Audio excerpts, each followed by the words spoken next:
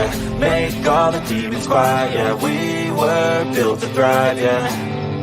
I think that we've all had enough. What keeps you up at night, yeah. Make all the demons quiet, yeah. We were built to thrive, yeah. I think that we've all had enough, yeah. I think that we've all had enough. Sick and tired with the old plan. They know that we're calling it wrong. You got me like, oh yeah. I think that we've all had enough. Sick and tired with the old plan. They know that we're calling it wrong. Hey, it's too late to try to go contain it. A generation fueled by creation. We live lives on a small screen nation. We control the airwaves, no negotiation. I refuse to think we need saving. Something good will come from creation. And when we think that the world is too anxious, we'll adapt, evolve, survive, and save it. What keeps you up at night, yeah. Make all the demons quiet, yeah. We were built to thrive, yeah. I think that we've all had enough. What keeps you up at night, yeah. Make all the demons quiet, yeah. We were built to thrive, yeah. I think that we've all had enough, yeah. I think that we've all had enough. Sick of dealing with the old plan. They know that we're calling it wrong. You got me like, oh yeah. I think that we've all had enough. Sick of dealing with the old plan. They know that we're calling it wrong. Hey, oh yeah. I think that we've all had enough. Sick of dealing with the old plan. They know that we're calling it wrong. You got me like, oh yeah. I think that we've all had enough. Sick of dealing with the old plan. They know that we're calling it wrong.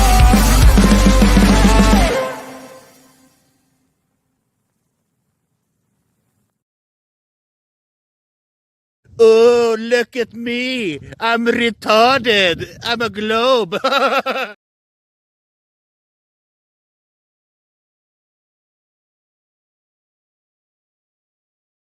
I'm scared, Dad. Do you trust me, son? Yes. Come on, son. Rule number 1, never trust anybody. All right. Good evening, ladies and gentlemen. Welcome to Sovereign Soul Unchained Mind, coming to you 250 miles above your imagination from the International Space Station. Up here in this IT mess, flying along flat and level along with my co-pilot, Something Wong, who is here. I'm a little mad at him because I think he might have had something to do with the hurricane. Using our equipment up here to help his friends at BlackRock and at the lithium mining company. Yeah, I know all about his connections, but he doesn't speak English, so he doesn't know what I'm telling you all right now. You can hear him back there eating his noodles. You hear that? Hear that? They're just noisy fucking people. Wow. So how's everybody doing tonight? We got a lot of people. Well, hello, Fabio. Good to see you too. All right. Was it Dave? Did you do that to your kid? Do what to my kid? Yes, of course. Absolutely. Ask Ryan. That's why you don't trust me. Yeah, no. So what do we got? Jono Edwards is here tonight with us. Saddle Bum. His daughter Barbara. Yeehoo. What is this? Jim Annis is with us. Eldon Bean. Angela Baby Carson. Ask me if I did that to my kid. Which one? Depends. Got Post Anything too. Effed Up World with us here tonight. Kundalini King. Hercules. Tiffany Vinci is with us. Kundalini King. Let's see who else. Half Warrior. What's up, bro? Chicago Cubby Bear. Sean Alkey. Look at all these people. RPB 68. JP. Who else? Psyop within a Psyop. Oh my God. What else we got in here? Smoking in G Sharp. New Hampshire guy. Eldon Bean. Let's see. The True Few. The next chapter. Oh my God. The list just keeps going. There's Jehovah's lovely daughter, Barbara. I knew she was in here somewhere. Merman. I mean, myrrh, like, frankincense and all that good stuff that they wise men took with them to give as gifts. They had to take that. There wasn't any greeting card stores on the way, so they had to give them whatever they had with them, I guess. That sounds cool. Anyway, what are we seeing? What are we seeing here through this circus of bullshit that's been hitting us like crazy here? We're only 6 days into October, and it's just been insane, should I say? I mean, up to and including, like I saw here today, that one of the Trump rallies, you know, that guy, that Vincent Fusco, that's always at the rallies, was denied entry into the Butler, Pennsylvania rally 2.0, where they had Elon Musk jumping around, and that's a whole nother story. But I just saw a thing before I came online. It was kind of interesting. It said that the officials from the FBI and the DHS, oh boy, you got to love those alphabet agencies, you know, all these three-letter agencies, are warning of potential terror threats and attacks in the U.S. on the 1 year anniversary of October the 7th. Now, has it been that long? Has it really been that long since that bullshit hang gliding thing? Has that been a year already? Can't be. It seems like that didn't happen, but maybe it did. Jeez, I know we talked about it on this show. I don't know, man. Anyway, it says here that officials from the FBI and DHS have issued a public service announcement warning of potential terror threats and attacks in the U.S. around the 1 year anniversary of the Hamas attacks on Israel, which occurred on October 7th, 2023. I can't believe it's been a year. That's really blowing my mind. Foreign terrorist organizations have called on their supporters to incite violence in the West. Now, the FBI and DHS are concerned that this anniversary, along with any significant escalation in the ongoing Israel-Hamas conflict, could motivate violent extremists and hate crime perpetrators. So what's that tell me? Oh, that tells me that they're getting ready to run a bunch of false flags. That's what that tells me. That tells me that they're getting ready to run some false flags. Okay. So heads on a swivel, people.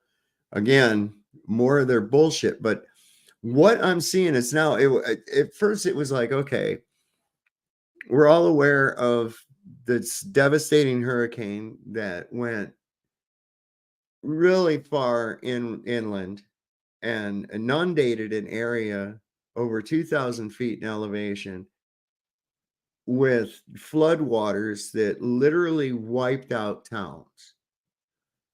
And it just happens to be in an area where there's all this quartz and lithium that they'd already signed deals with prior. And the residents are not keen on it. So it's like, it looks like, okay, if somebody was able to control the weather, they would be able to, I don't know, make that land unusable, use some obscure shit for a land grab, that kind of thing, you know, use an eminent domain. We've also heard that the FEMA or whatever Hey, was good morning, man. What hey, is what's topic? going on? What is You're topic of on. discussion, man? What is topic of What, discussion? what is that? What is topic of discussion, man? The topic we're discussing is the land grab. Okay, Lanka, where are you from? Okay, I'm having trouble understanding you. Is English your second language? Yeah, English is second language. My mother language is Chinese. Ah, okay. All right. So anyway, Are you as I married, said, man? yeah, you can't be talking over me, dude. Have you ever been on a live show before? I'm You're from. starting to break up. You're I am starting to break from. up. I don't know. Oh man, I don't know where he went. Oh, that sucks. Huh. Oh well. Anyway, I know that if I had it within my power, of course, this would be ridiculous for somebody to have the power to be able to manipulate the weather. I mean, but if I could, you know, who are you going to blame if I cause some kind of a natural disaster to wipe out an area? You know, who would get blamed? You know, God, nature? I mean, yes, come on. That's a no-brainer, right? But that would only be if they were able to actually manipulate the weather. And of course, we know they can they? I don't know. I've heard some stories here. We're going to talk about a little bit. We also have the fact that instead of trying their best, now you would figure that with a disaster of this magnitude, especially around an election time, that the incumbent administration would be doing everything they possibly could to make themselves look good by actually helping these people. But as it's turned out, they've been a hindrance to any help to these people. They're not helping anyone. They're telling people that are trying to help, that are volunteers and people trying to run supplies and shit in there, that they'll be arrested for helping these people. It's like, what the fuck? This is just not cool. So I've seen some really enlightening stories of some areas in North Carolina where people are actually they've had no government assistance at all, and they've been able to get in there and get shit out. Now, here's the thing. Another thing that points to it is so fucking dirty. People in that area have lost everything they own, as well as their families and friends. They're dead. There's bodies in cars that were washed off the road with people in them that still haven't even been recovered. Full of mud, people inside still. Heard people on here talking about that they, the numbers they're telling you on the mainstream media, that just add 2 zeros to the back of it. Incredible. Incredible. So I don't know. That would be only, of course, yeah, the media blackout is huge. The only place we're getting anything is from people on the ground. Here's the thing: it's not normal for the top of a mountain to flood and restructure. Okay, this is not a once in a lifetime topographic shift no one has even fully comprehends yet. It's a full blown, unparalleled natural disaster. Now, this is Swannanoa is totally chilling, it says. Well, yeah, Swannanoa is totally chilling. They didn't need a full-on search and rescue army operation, right? It's cool. The Fed and state government let the 20-person sheriff's department handle the entire territory for days. And check this. This is just a scene from that area. This is going to blow your mind. And I know the type of area because I live in that same type of area. And we had some bad floods here with Hurricane Fran, but nothing, it was nothing like this. Look at this. Look at that shit. Please don't hit me. Please. Oh shit, man. Oh fuck, let's go right to this guy's trailer. Oh, look at all the cars moving. All of them are moving. Oh my God, see those cars in the background moving?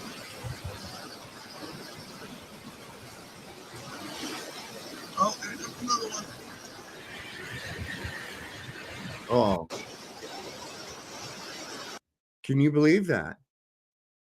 I mean, could you imagine being stuck out in that with, and where's this guy going to go? Where's he going to go? Holy crap. And it's not like you can just get in that water because it's not just water. There's shit in that water. I mean, literally that. And I mean, stuff like, pieces of debris and trees and pieces of wood with nails and shit in it. I mean, and slurry, like a slurry as well from the silt and the mud that's being carried along too. It works like grains of sand in a gravel in a chicken's craw. It grinds together. Devastating, man. Devastating. Just amazing that they got this. And it's not over. There's another one coming. And I saw this thing. It was from a hypothetical hurricane site. I didn't even know there was any such thing. And it's talking about this next hurricane as though it had already happened. And so as I was going along, found somebody used an Alexa, and it talks about it like it's already happened as well. Let me see here. I'm trying to find all my shit about this. And if you could manipulate the weather, right? As I was saying, if you could manipulate the weather. Well, they do manipulate the weather in Dubai. Okay, if any of you know about Dubai, Dubai is a country over in the Middle East, quite wealthy, quite modern, and they have found ways to manipulate the climate to suit their wants. There's a little short thing about it. Is it going to rain in Dubai today? Just so I know. I have to drive back from Abu Dhabi to Dubai. No. It's not raining. It's a sunny day.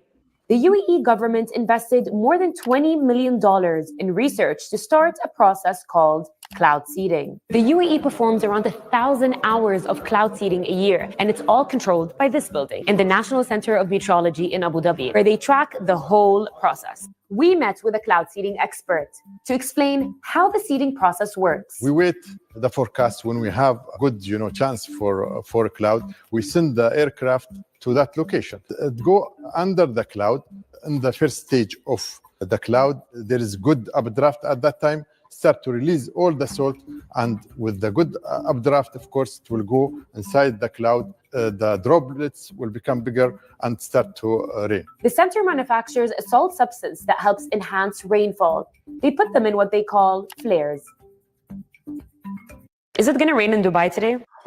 So that's just one thing that they can do, along with being able to steer it. I'm sure people have heard of HARP, but there's that's old hat. That's from the 80s. The thing they show you of all those antennas on the ground up in Alaska and shit. That's old shit. They've got it now, mobile platforms that they can use, run by sea, even on land by rail, I would imagine, plus land-based stuff, as things get smaller and smaller. Think about how more compact electronics and everything have become since the 70s and the 80s as opposed to now. It's really gone a long way. So something to let's see. Hold on one second. Yeah. Is this the thing? It says okay, so we got Milton forming up and going right now. And then they've got another one coming up behind that. It says we may see Hurricane Nadine right after Hurricane Milton. Now, I was inclined to think, okay, so this is just, it could be, people drawing lines that aren't there about the land grab and that kind of thing. But here's the thing: these people are being given a $750 loan. These people, a lot of them maybe not, as savvy as others, are going to take that, and not knowing that if they don't pay that back within a year, they can come in and take all their shit under eminent domain. It's some sneaky bullshit they're doing. Everything they're doing is to try to get, I think, the land. And what I'm looking for is now over in is it Wyoming? Wyoming just had some fires. I'm trying to see. I had it saved. Here we go. So Wyoming just started having some wildfires, and here again, the same theme is going on. And we already know about the wildfires up in Lahaina, right? And the ones that happened in Paradise, and all the rest of them that have taken place. And they're always in areas where they want the freaking land. And there's always our politicians tied to it too. I found out that Kamala Harris's husband is a huge investor in the company that's doing the mining and shit there. I mean, dude, you can't make this shit up. It's all interconnected, man. Nancy Pelosi and her husband were huge in an investment for the high-speed rail that was going to go right through Paradise, which I guess still is. Those people can't build back. They lost their property due to eminent domain. It's not, and they only have to pay these people what it was worth 5 years ago. And we've seen what has happened to real estate prices in the last 5 years. Okay, what it was worth 5 years ago is only going to be a small amount of what it's going for today. So there again, I think more part of this BlackRock and Vanguard takeover of land. And don't make no mistake, man. These politicians are right in their pockets. So listen to this. If you haven't heard, Wyoming's on fire. And what's interesting is the majority of it is on the eastern side of Wyoming. Now, just for reference, the yellow part of this map is federally owned land, and the white part is privately owned. These major fires are all in the privately owned sectors. Now, what does this mean? So a recent discovery claims that there is approximately 2.34 billion metric tons of rare earth minerals near Wheatland, Wyoming, which is on fire. Now, with this supply of rare earth minerals, we would be the leading holder in the entire world. Now, where is Wheatland? Right there in the southeast corner of Wyoming, where the worst of the fires are. Now, this won't be an overnight transition. Many proposals still face months, if not years, before work is final. But the citizens of Wyoming are poised to fight long and hard against these mines. Now, what started these wildfires? So a wet or an area with an abundance of fuels just so happened to get hit by lightning and ignited the fuel. And the state's notoriously strong winds are driving the flames, making it even worse. Sounds kind of like the perfect storm. So I don't know, people, you can put 2 and 2 together here. We have a location that could be the leading source of rare earth minerals in a certain part of Wyoming that a lot of people are against mining, and now they're being told to evacuate. I can't say much more, but look into this. I think it will shock you.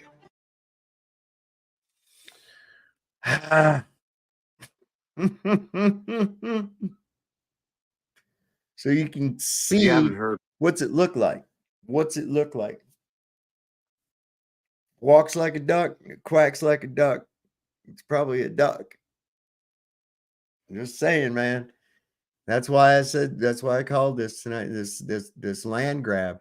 And now here's Milton is coming in. This was from 11 hours ago. This was posted. Oh wait, no, that's not the one I wanted. Damn it. Hold on a second. Okay, so we know these. What I was going to get into with this too is that the people are learning to. They're standing up. So let me bring up this tweet by Planetara, was the name that put this up, and listen to what this woman has to say. And if we got any other people around in that area that can kind of verify some of this, is this just for show or what's going on? So the authorities over in North Carolina, the sheriffs, are literally telling FEMA to stand down or they will arrest them. So if FEMA or any government human agency person tries to prevent supplies getting in, or people helping with helicopters or whatever, the sheriff's office has decided that they posted that any government official that is blocking or impeding even the locals from helping will be arrested. So how true is this? We don't know. Maybe they're just posting it to get everybody to calm down. You know what I mean?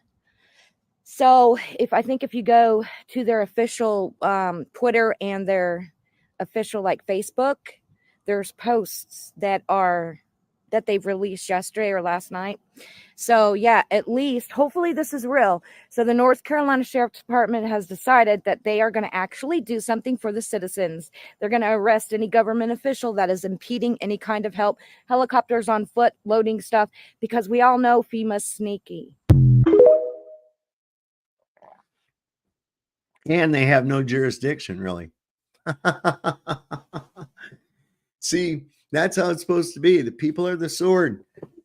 The sheriff is the shield. That's how that's supposed to work. Those people are doing it right. And listen, I'll tell you what, I live amongst people just like that. They're tenacious. Mountain people are tenacious. They have very little trust of the government to begin with. And rightly so, given the history. You got to understand people in Tennessee as well. They have no trust of the government that took their land and under eminent domain to create the Tennessee Valley Authority, or the people that lived up here in the mountain just and were forcibly removed off of the mountain so that they could build the Shenandoah National Park. People that lived up there for generations, there's still cemeteries up there that it's blocked off because they're on federal land. These people have to take these little dirt roads to get up there, go through fire gates that are there to keep other people from going out. Don't go into the government land without paying. See, you don't go in through the official entrance and pay, then you ain't allowed to be up there in the government land. That's some bullshit, man. Government approved fun zones, bullshit like that. What it really is the Blue Ridge Mountains are rich in minerals, just like down there. Okay. Those are in the Blue Ridge Mountains as well. The only difference is those people don't live in the park. The Blue Ridge Parkway runs down there, which is closed off now down south. We still got the Skyline Drive here, but down south where it turns into the Blue Ridge Parkway, that's closed off. That's going to put a big fucking on everything too. Because a large portion of the revenue, a lot of these little places get their money through tourism. And well, that's gone. That's gone. People come here, we call them leaf peepers. They come here every year to go see the fall colors, and they try to bet on when's going to be the peak week to be here. See? And they try to judge that by how much rain. Now that's gone. Forget that. These people, and what you don't understand is there's people buried in mud, and they're in trees.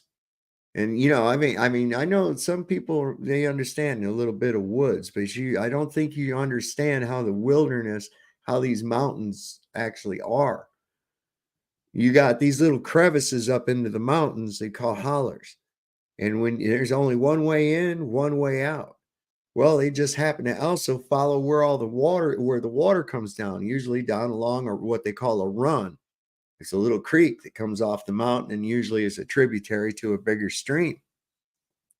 That shit gets overwhelmed and it's done. And we know that they were going through and doing shit to make this thing go worse. Now we've got this next one that's coming, right? Now we got this next one coming. Milton, I guess it is. And let me see here. Just one sec here. Okay, something to think about. If you're in Florida, Sharon, be aware, this guy says. And then I got a thing where somebody asked Alexa about this one. Some crazy shit, man. Let me pull this up real quick. So today we're going to talk about Hurricane Milton. And I think this is really important. There is a hurricane forming that is heading towards Tampa. This has not happened since 1921 and 1848. And it was a historic storm. And we're going to talk about that today.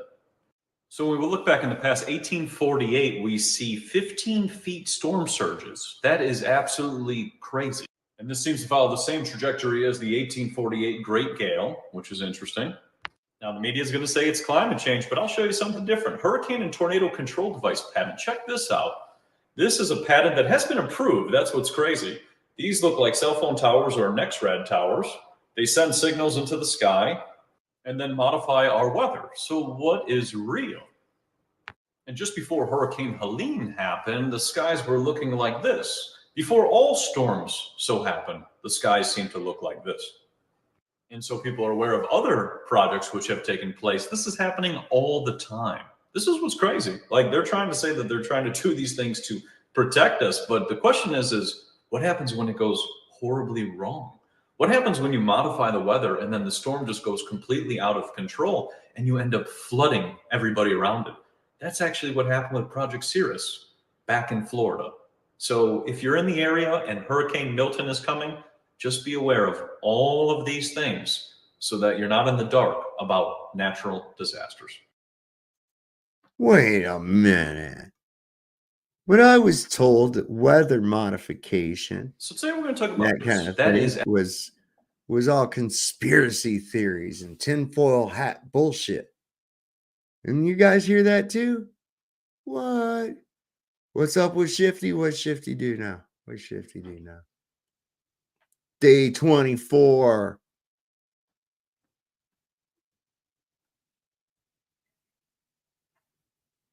Oh, it's going to be day 24 in 56 minutes. I was going to say no alcohol in 56 minutes. I was like, well, you know, I've had to do that just because I didn't have a ride to the store. I know you're doing good, Shifty. Keep it up, brother. Keep it up. So that's another thing you got to keep into account. When you're getting a lot of these in here, yeah. Let's listen. Let me. I'll come back down to that one. What is this one? Prepping these guys for Milton. This was somebody filmed the sky. This is the kind of crazy shit people are seeing in the sky now. This is just 13 hours ago, prior to Milton, which is coming in now. Oh, there's that weird shit again. Looks like it. Oh, look at that. Look at that. That's a lot of it too. That's a lot.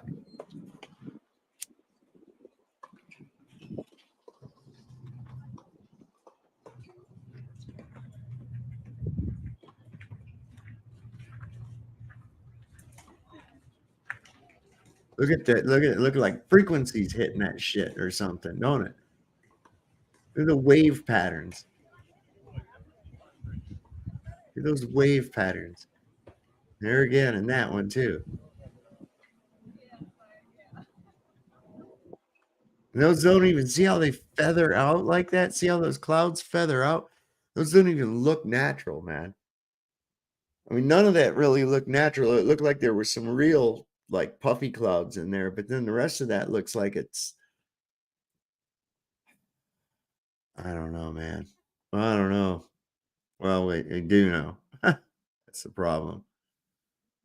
But yeah, getting a lot of information about this and all the fishy shit. You start putting the information together.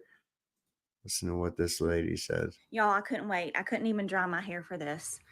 Nicholas Sparks released a book September 24th called Counting Miracles. And let me show you what's in it.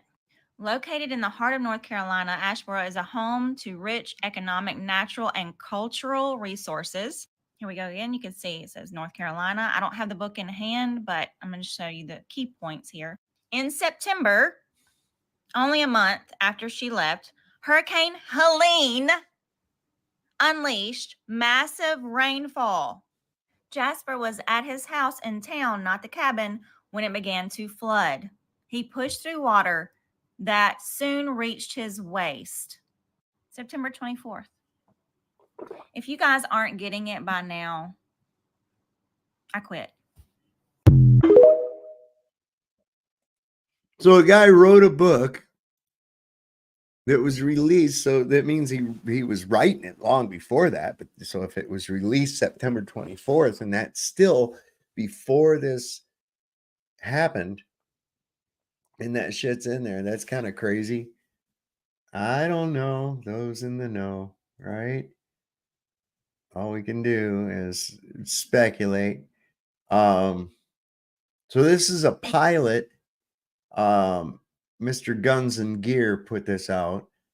He spoke with this pilot, Marshall Chipley, about all this rescue efforts and getting shit in. And, well, let's just listen to the guy. He's got some good information. See, and this is what I'm saying. If we can get some ideas off the ground and from people that are there, that's the only place you're going to get anything. And who was it I just heard? Oh my God, Lindsey Graham. Lindsey Graham said literally that it's better to be giving our money over to be fighting, helping Israel right now than it is to help these hurricane victims. Dude, just go put on your dress and hide in your closet and stay there. Don't come out anymore, Lindsey Graham. Okay. Hey, good morning, everybody. I know I've already given you an update this morning, but things have changed pretty quickly. My contact up in Johnson County, Tennessee, she goes by the name of Linda. She's not associated with the government at all. She's just trying to coordinate ground efforts. And this is the message that I just got from her early this morning. I was asking what she needed, and she said, let me see what's going on. There was a little bit of craziness going on yesterday. Supposedly, all the donations coming to my company, Skydive Mountain City, from other skydiving companies are property of Tennessee and can no longer touch it. It all has to go to the armory in which it is sitting around and only getting to whomever can get there to pick it up. Obviously, nothing of that is legal. I am trying to figure out what to do. I had 2 caravans coming from Ohio yesterday full of generators and chainsaws that turned around without the drop. If they landed here, the sheriff and the sheriff's department would have taken all of them from me and don't have their crap together. Please, one sheriff was supposedly trying to get generators to his house because he has no power, but I don't know that for a fact. Lots of corruption in this small town. That's why it's important for me to make sure things go where it's supposed to. Parslet XP U.S. Veterans Corps from Rayford has been flying the CASA, which is a large transport plane, up from stuff for her, Linda specifically, and they didn't want to come here. They are friends of mine for many years. This is the corruption that's going on. Please share this, because no flights can go in and get to where it needs to go in that county, and I'm sure that's happening in other places. Share this around, put pressure on the sheriff's office of Johnson County, Tennessee, to allow flights to come in. This is not right. Please share it around. I have specific requests. Like I said, we're transitioning over to long-term sustainment. I need Starlink. I need generators, small generators, like the small Honda, small generators, lightweight generators that I can carry in the plane. But I need Starlink. I need generators. I need power cords, things like that. So share this around. We're going to be all around North Carolina, South Carolina, Tennessee today. I don't care where the Starlink is. I don't care where the generators are. We'll go get them and get where they need to go. Please share this around quickly. Thank you. So they're literally having to smuggle shit in, smuggle supplies, like Air America bringing drugs back to America or some shit, right? I mean, they're literally having to smuggle supplies to these people that need supplies. That is the most bizarre shit I have heard in the longest time. Hey, good morning, I mean, just amazing. So it's like it's like they want these people to suffer. They want these people to perish because, well, I guess if the people perish, then they can take that land. And there again, that's what I'm saying. That's what they're after. And it became apparent when I saw those fires that went off in Wyoming too. I mean, that's just beyond coincidence to me. But now I guess the North Carolina State Police sent a warning to FEMA that they will arrest any FEMA agents who tries to prevent aid or rescue. Okay, so that's a good thing.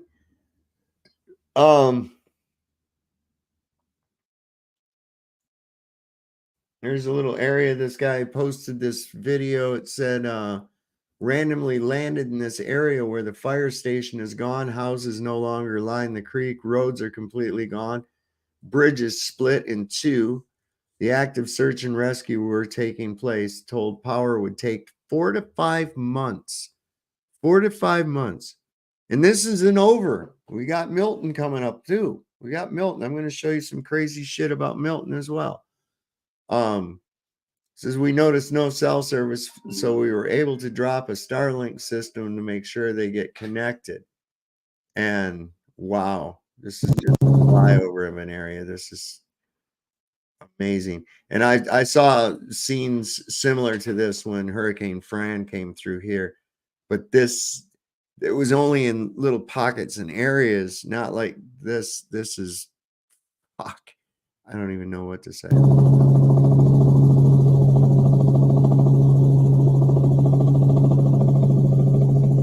Look at that. That was a road.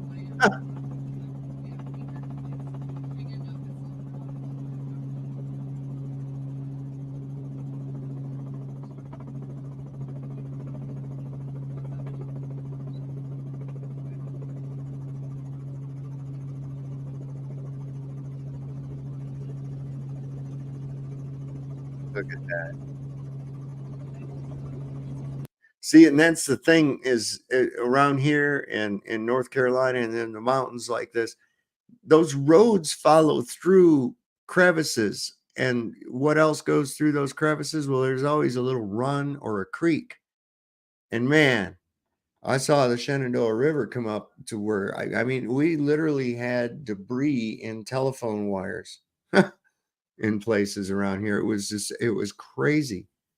Never saw anything like that ever before. But look, that's just terrible. I can't even get over that devastation.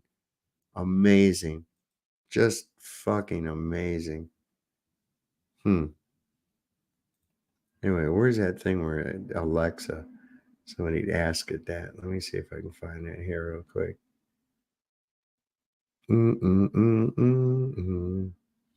Yeah.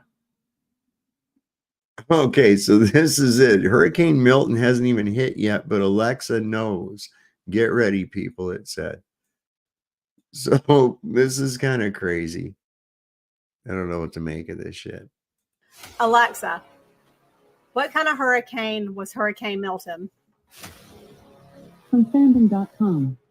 Hurricane Milton was an extremely powerful Category 5 hurricane that caused widespread damage across its path in October 2024.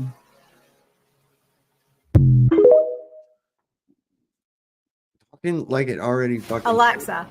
Like it already happened. Now I saw a thing, and this guy he gave me some shit on here about it because it was from a hypothetical hurricane thing, and I'm like, yeah, but that's not what I know it's from a hypothetical hurricane site, which I didn't know even existed. But the thing that gets me about it is that even though it's a hypothetical hurricane site, it's following the hypothesis. How the fuck anybody know what the hell this thing's gonna do? So you got Milton coming up behind it. It's following these same historical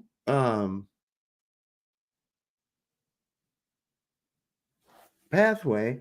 Where in the hell I'm looking for that damn? Let's see. Who's this? Oh yeah. This is crazy too, though. This is from some time ago. This is Bill Gates, the hurricane tamer. Gates is listed as one of the 13 inventors on a patent for hurricane prevention methods. So they know how to stop these things. The same people peddling climate change narratives have patents for controlling the weather. Probably nothing. Let's just take a look at this real quick. When you hear the name Bill Gates, you probably think Microsoft founder, but now the billionaire may be known as the hurricane tamer. Is listed as one of 13 inventors on a patent filed for hurricane prevention methods. Hurricanes gain strength from condensation driven by warm surface water, which leads to greater wind speeds. Gates and his team plan to use a fleet of ships to cool warm surface water by mixing it with colder water from greater depths. They hope this will sap energy from growing storms, leading to weaker, less devastating hurricanes. The patent, which isn't expected to be approved for another 18 months, was submitted by C-REIT LLC, a sub-entity of an Intellectual Ventures and an invention acquisition and development firm. When you hear the name Bill Gates, I hear the name Bill Gates makes me want to fucking puke. I can't stand that guy. Yes. Holy shit. And so you have now the how you say, the hurricane time. What's that now? Do you have now the hurricane time in Yeah, use? there's another one coming right behind this one. First Helene, Yeah, and that's now we got right. Milton coming up, and then they say there's another one forming up named what are they going to call it? Norma, I think. You already was near us of one. What? You was near of one hurricane yourself. No, well, back in 1996, we had one hit the coast of Virginia, and the rain came really far here inland, Yeah, and this is we had a crazy. lot of flooding here in the mountains. Yeah, Yeah, yeah, yeah. it's not unheard of. You know, there's stories going way back to the early 1900s of different floods coming through this area and then finding bodies in the trees and shit. You know, so it's happened before, but this right here, I not like this, not like this. You know, this I came in so understand what fast. you mean. It came in so fast. There was people still in their house. They couldn't get out of their house because the water was coming so fast. They It's couldn't even get out of crazy. their fucking houses. And there's people in their houses. People are going down there right now, and they're finding that there'll be check marks on a house or a red X. Yeah. And a red X means that there's a body in there and it needs to be recovered. And by this point in time, with all that water and how many days it's been now, that they say it smells just awful. It just smells Yeah. awful. Now these are really big events, yes, and I don't know if it's nature only, but they for sure can control it. How powerful it is. They can surely control it a little bit. I mean, Yeah. they Dutch Sense shows his vids he gets them taken down.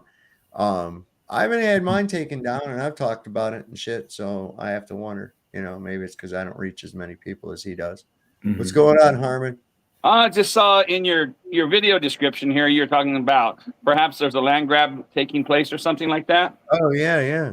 Yeah, and I'm saying, well, I used to follow this big in the 2008 to 2012, and I used to know to tell you where to go look in each city because the Agenda 21, which came out in 1992, I believe it was, right? You know what I'm talking about?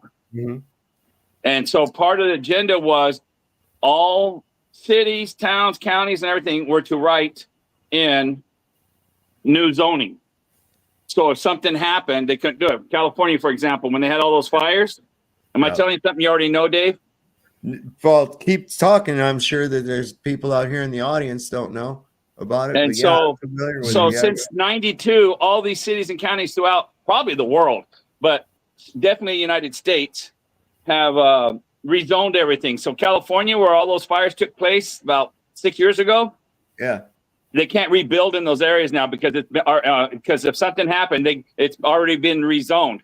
You can only be grandfathered in. So if it's burned down and stuff like that, no longer can you rebuild there. And it belongs to the county for their own type of building, or the state, or whatever happens to be rezoned at. Yeah, And and it's changed the topography as well, dude. Right. So that's another way that they can say, well, like in what they do in Paradise, they said it was because of toxic shit from all the things that burn in the fire, and so it's rezoned, right? Right. They're gonna do the same thing down here. I mean, that one place, what's the name of it? Whole little town just fucking wiped away, gone, just history, nothing left of it. In California? No, out here in North Carolina. Oh, that one, not Ashby. Yeah, I know it. I saw it today. There's not even a town there anymore. But no, I'm saying is they don't like that toxic one you're talking about. No, it was already rezoned. These things have been put in place. When I was in my town, I went to my town in like 2012 where I did, and I remembered then what form to ask for and what it is, where they had rezoned things. So those things are already rezoned right now. Anything that's happening, it's been rezoned for 20 years. It just It's just they have to cause the event. Where I was, I don't know how late you came into the show, but they've also I just came in. Bunch of fires just sprung up out in Wyoming, and they're all in private owned land. Right. None of the federal land's even touched. Well, and they're again rare earth minerals, bro. Well, yeah, That's it's what just you often see. they're going Sorry, for man. fire's the number one weapon they're going to use. We've been told that forever. Matter of fact, if you go back in history, when we were fighting Muslims back in the 1600s or whatever, their number one weapon was fire. Yeah, and so the government's they're not using anything new. Fire is their weapon. And it works. What can you do? Well, it looks like they're using all the elements. Yep. It was like fire, water, earth. one house burned and the neighbor house was fully okay in it. Also, the firefighters said this is not normal or. I've got a short video of where is that? It's Dickhead caught on a hot mic. Did I save that? No, you just thought it. No, I saw it. It's no, I was joking. It was Biden talking about people that lost their houses was because they didn't have the right color roof. Oh, I remember that. That was almost a month ago, I think. Yeah, I thought I saved that shit. Maybe I see it's so much I saved on here. And there was a lot of controversy over that little clip because they're thinking it was edited. That he didn't say that. He didn't even know nothing to say. He's so freaking gone. Yeah, he probably something he saw on TikTok or something. Well, he didn't. I'm saying he that one that they look like that video was doctored. Yeah.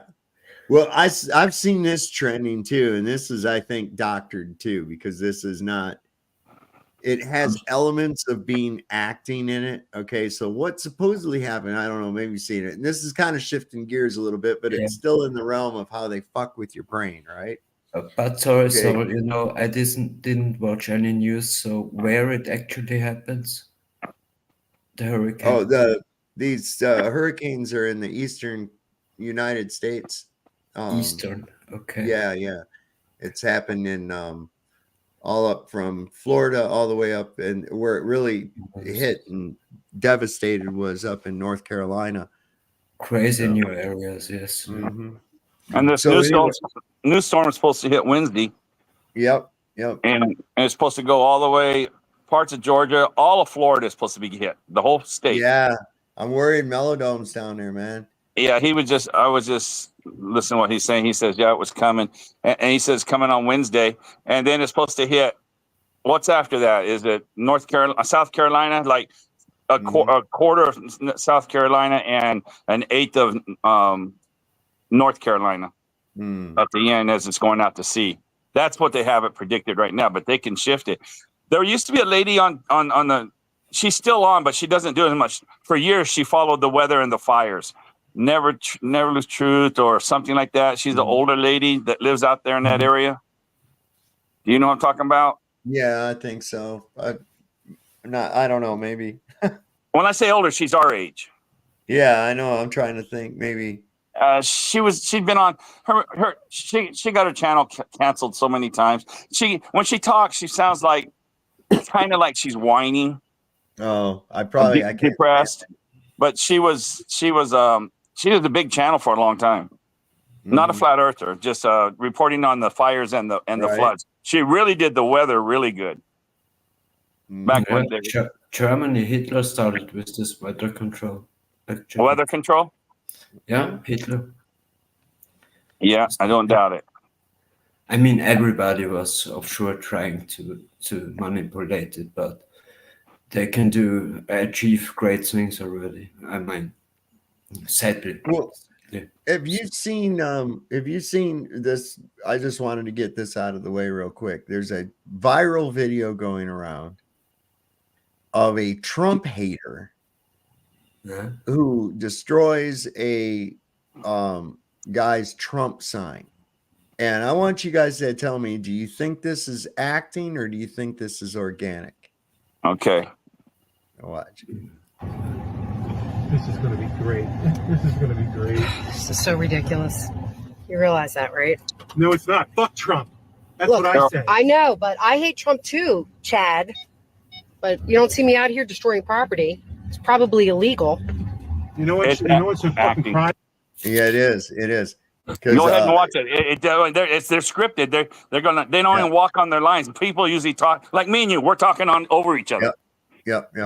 And they're just waiting for their lines.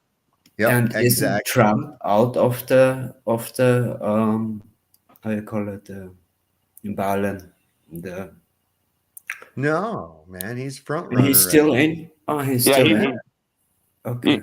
You see this, like now, all three of us overtalked each other. That's what I'm talking about, Dave. These guys, and it's a husband and wife. Are you telling me they're going to talk over each other all the time? And of course, the guy, the only is Chad. wearing a mask. Plus, his name's Chad. Right, and he's wearing a mask, so you would never be able to like identify him. He's not on camera very long. And the wife, you can tell the wife's not wearing a mask, well, because her voice isn't impeded by a diaper. So.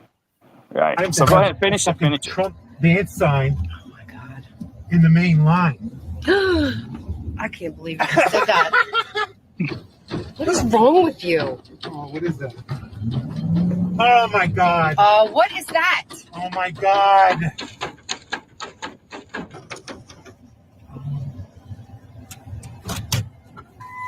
Oh, that's just great.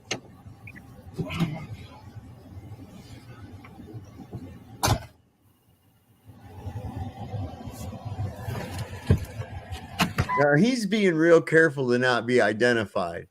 You can tell that. I mean, big sunglasses, huge mask over his face and nose. What happened? Oh my God! Oh! What? These fucking people! They're fucking assholes! I have to get to work. Don't tell me you got a flat. Look what they did! Oh boy. Fucking asshole! Well, who's they? Yeah, I mean, it's like, who's they? You ran over the dude's sign. And that's what it's supposed to make these people. Yeah, boy, those Democrats sure got theirs, didn't they? How dare they be upset with Trump? And look what happened. And now she missed work. Ha, ha, ha, ha, ha. See how childish this shit is? Yeah. So there's Trump and this Melissa, how she call it? Kamala Harris. Kamala Harris, thanks. Okay. Yeah. Okay. Yeah. How you remember to say her name is like you got the period and you got the comma. Well, her name is Kamala. And so you remember like the punctuation, and comma. The only one named that pronounces it that way. Right. Everyone else in the Indian world named Kamala pronounces it Kamala. Right. But she made sure it was Kamala. Yeah, she's trying to do like that substitute teacher bit. You remember that? Yeah. Right? Well, you remember Tony Dorsett? Remember Tony Dorsett? In college, he was Tony Dorsett. When he got to the pros, he says, pronounce it Dorsett. Yes. Yeah. His dad was Dorset. Everybody else in his family was Dorset, but he wanted to be Dorset. She's trying to blackify her. Oh, yes. Name, that's what she's doing. To do. Yeah. What was I really watch no news, so I don't have much information about it. Yeah, I don't watch it much either, sir. I really don't pay attention. This is the most I've talked about those guys this year. But you can't over here, just like where you probably at your headlines. When you turn your computer on, you got the headlines on. That's always the headlines, so you see it. That's true. Yes. No, I just didn't know that Trump was still in the rally. You know, this I didn't. He's going to be president. Okay. Yeah, it says Wyoming is on fire, the same spot they have for the Greenway plans, smart cities. Yeah, they got to clear the way. You know, if you look at most of those fires that were 5 or 6 years ago in Northern California, or not quite northern, but central northern, it's the whole track line to that super train they want to take to Vegas. Gotta get to Sin City, baby. Yeah, that's most of that line is where they're supposed to do that they're planning on that super train. I don't know if you knew about that or not. But, The high. It's a maglev. right, like in Japan. Yeah.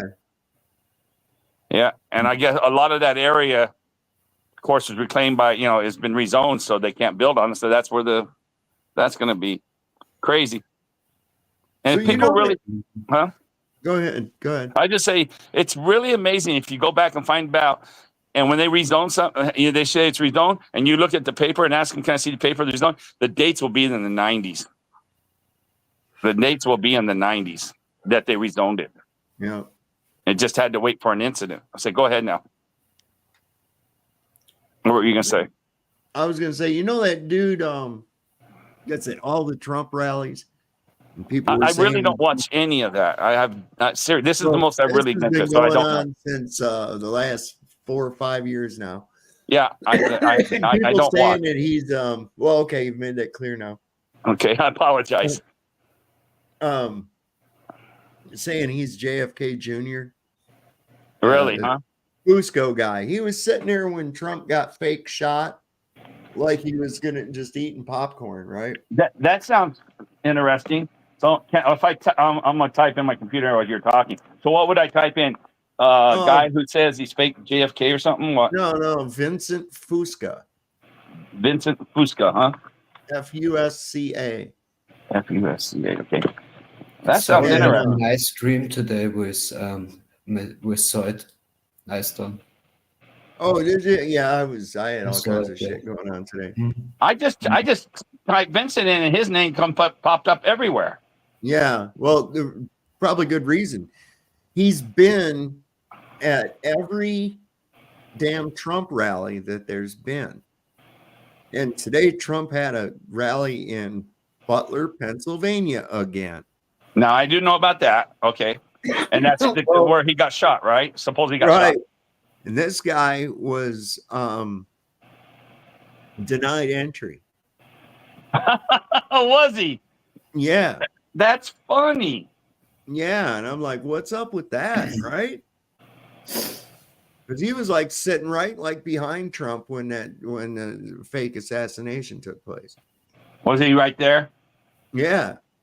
You know what? It's so wild. Trump rally, the camera always zooms in on the dude too, because there's a lot of people, these Q-tards, think that he's JFK Jr. in reality and shit, Yeah, I hadn't heard, but I do remember. I did look into that shooting for about 2 days, and it only took 30 seconds to look that it was fake. We know that much.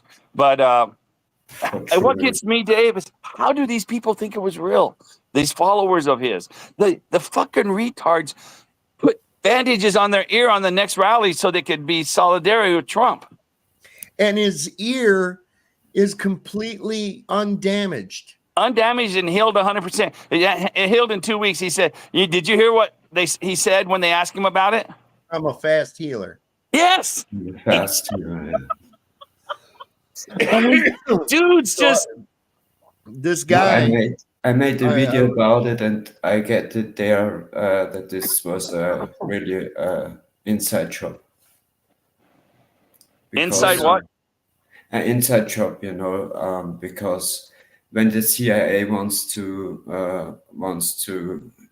to cover someone, they don't make this mistake that they leave a completely building out of the look, This is that stuff was it. Yeah, but we're just talking about the healing alone. That his followers, Dave, believe it. Yeah. I know. I still got my solidarity bandage. You got one? Did you wear it on show or something? I made one. Mine's even got a blood spot. I was wearing it. Yeah, you made one. Oh my gosh. That's really sad so for you. Here's the thing. I was up here at the store, and there's a guy I've known him for years, 20 years or better. I hadn't seen him in some time. I'm coming out of the store. He's just getting out of his truck, and I says, "Hey, buddy, how you been, man?" He says, "Hey, how's it going?" He says, "So, what do you think about this election?" And I said, "Well, basically, what they're doing is they're offering up 2 turd sandwiches, and they put ketchup on one so it don't taste as bad as the other." And he says, He says, what do you mean? And I says, well, I says, but neither one of them fucking people are worth a shit. They're both fucking liars. He goes, what'd Trump lie about? And I said, well, let's start about the fake assassination. I said, how the fuck did his ear grow back? And he goes, I can't even talk to you. And he went and got in his truck and left. Isn't it amazing how you can't communicate with those people? There's no way in any world you can communicate with them. Nope. This guy in your chat, Dan Clifton. Do you know him? Dan Clifton. Yeah, there he is. He made a good joke. He says the thing on your ear you protect it. He says that's the tiniest my pillow ever. Yeah, that's what I said. I asked when I first saw that. I said, "What Mike Lindell selling my bandage?" Did you say that?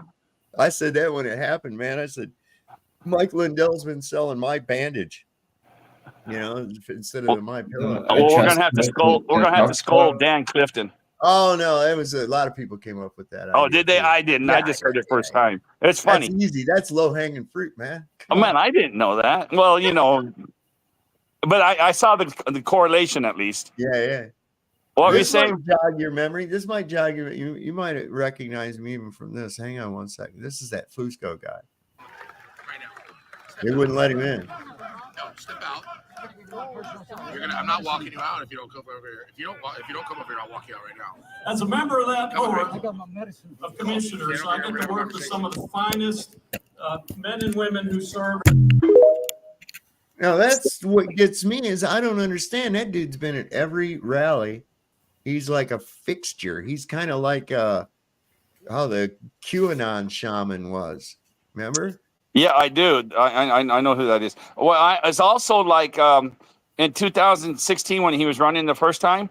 I think almost every rally there was a guy behind him off to the left was on every rally.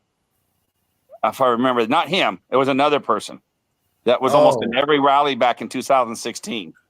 Well, look, man, there was a dude used to come on this show all the time, and even after that had happened. And this is when the QAnon shaman and all these other people were in jail. And this guy, Eric, would come on this show. Well, lo and behold, he was right there next to the QAnon shaman right there in the January 6th photographs and shit. So the QAnon shaman, the guy who dressed up with the Indian headgear and the big horns. Did you know did you know before he got to jail and before there was charges posted on him that he was on when Alex Stein. Yeah. He was on Alex Stein's show when it used to be under the whatever that was. Before he went big. Yeah. Because he was in Texas and he knew his brother. And so he came on his show with Alex Stein. Wow.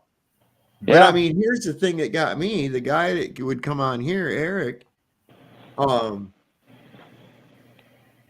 these people were in jail and he wasn't. Okay. And I'm like, after I found that out, I was like, how in the fuck are you not in jail, bro? And then I didn't see no more of him anymore. So pretty weird. I was just making a show about the election and the Trump shooting, and I read how you call it, what the doctor writes down, prescription. Yeah, that the ear is like it's missing a thing, And then we saw the video. The doctor said that he had a 2 centimeter scooped out, consistent with a bullet wound. Right. Now, 2 centimeters, for those of you here in the United States, that's 25-30 seconds of an inch. That's almost 3/4 of an inch. It's big. They're saying that was Trump's ear was done that way? And next I was looking at the video where he said he's a fast healer. So I know everything. Yeah. He said, I'm a fast healer when they ask him about it. And you know what? Now here's what I say about it. Okay. The fact that the people on the left and the people on the right are all playing like that shit was real. What's that tell me? It tells me there is no left and right. It's us against them. They make us think it's left and right, but it's really us against them. And also, I can make a joke out of that. Now the reptilian thing is true. And you know how they grow tails back? Well, he grew his ear back. You got that, huh? I He's just a thought of that. gecko. That's true. He's like one of those geckos, man. It grows But their did tail the back. firefighter died a soul? Nobody died. I don't think. I'm gonna say nobody died in that. Okay, yeah, because look. I'll go ahead and I'll say that too, because I saw when they picked a guy up out of the stands, nobody treats a body or an injured person in the manner they were carrying that guy out of there. They were holding on to, like, one guy had his pant leg on this leg, another guy had his other ankle, another guy's got him like by the back of his jacket, and they're like hauling him like a fucking sack of lawn trash. Like he's one of those dummies that you practice CPR on. Well, and You mean second, Trump why now, are you sir, or moving? who you Why mean? are you moving the body from the crime scene? Or you mean the Yeah. shooter? You mean Trump or the Yeah. shooter? And why? Yeah, no, no, why no, are they that- moving the? Why are they moving the evidence from the crime scene? Exactly. Why are they disturbing the crowd scene? Secondly, why were they not dispersing the crowd and getting them the fuck out of the kill zone after the fact? These cops are more concerned with getting the body out of there than they are with getting the people out of there. And their thing was, so that people didn't see it, get the people out. Right? Well, they None of didn't it know what makes was any going on. sense. It was He was because the looking whole for thing his was shoes. staged. It was all a staged event. It was too. You know, it's so easy for us to see it. How about you, Haramanya? I don't know your name, so I'll just call you Haramanya. Oh, it's Jam Mango. German, no problem. I'm from Austria now, and I made a little video about Trump and the election.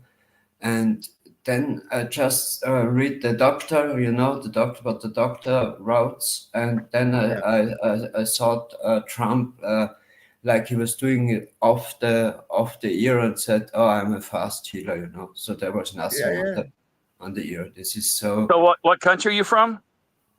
Sorry. Austria. Oh, Austria. I called him Mr. Germany. So No how do you say problem. Mr. in Austrian? Hair. Say hair also? Hair, also du meinst Hair, yeah. Hair. Yeah, just like Germany, right? No problem. You guys speak Same in Germany? Is it the same language? No, we have more dialect, Yeah. in Austria. Huh.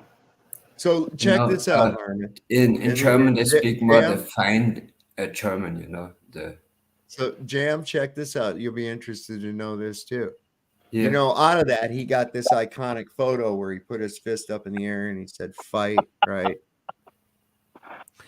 Did you know that same photographer was the same guy that was filming and photographing George Bush when he was told about the towers? It goes back farther than that. Did you know that? The same photographer? Yeah, he goes back to. I want to go back as far as Bush Senior. You look at Bush Senior. Whatever the photographs he did, he was always there for any incidences, all the way. He's the one that's been doing them all. He's like really old now, right? He'd have to be. Yeah, he's really old. If you look at it, I heard that. Then they were showing all the ones he had that happened before and stuff. Even with, I think, the Monica Lewinsky things, he was always the one in charge of the photographs. Yeah, the shoe thrown at Bush. Yeah. That one. Yeah. In Turkey. I'm telling you, man, all this shit is orchestrated. I'm telling you, and you find out that it has been for a long time, right? I think the beginning. And then they pull this other bullshit. Yeah. Oh God, yeah. It's all a big show. Oh, look, I almost died for your sins. I'm Jesus Trump. Yes. Fuck and that guy. and when he really would get hurt, he just wanted to get out of there, not looking for his shoes or something, Yeah. And why did his shoes come off? What the On hell which is one? that about? Oh, Trump's? So I heard Yeah. about the ritual, yes.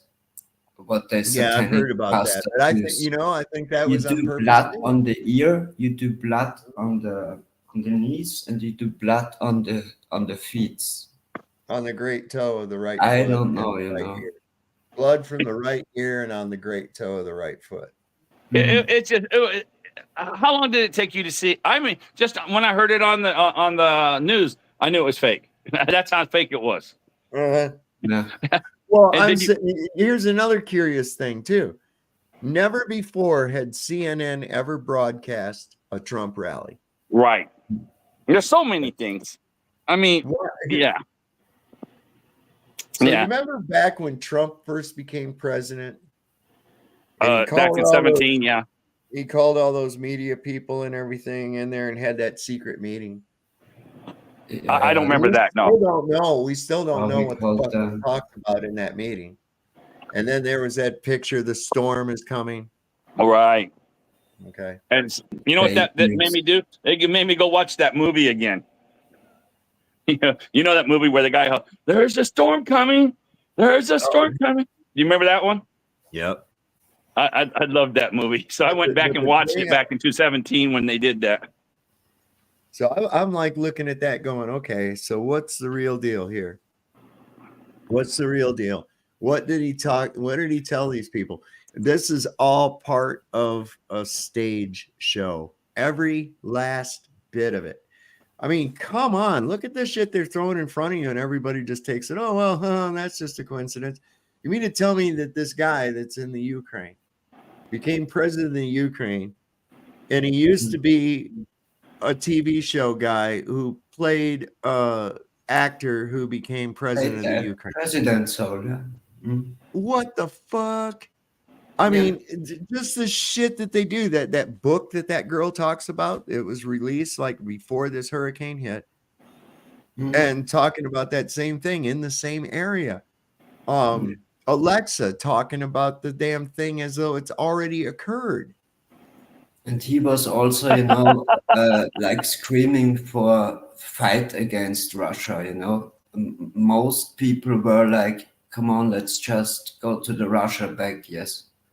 Yeah, but look, Russia, Putin, Bush, Trump, all these fucking people are all in the same damn club.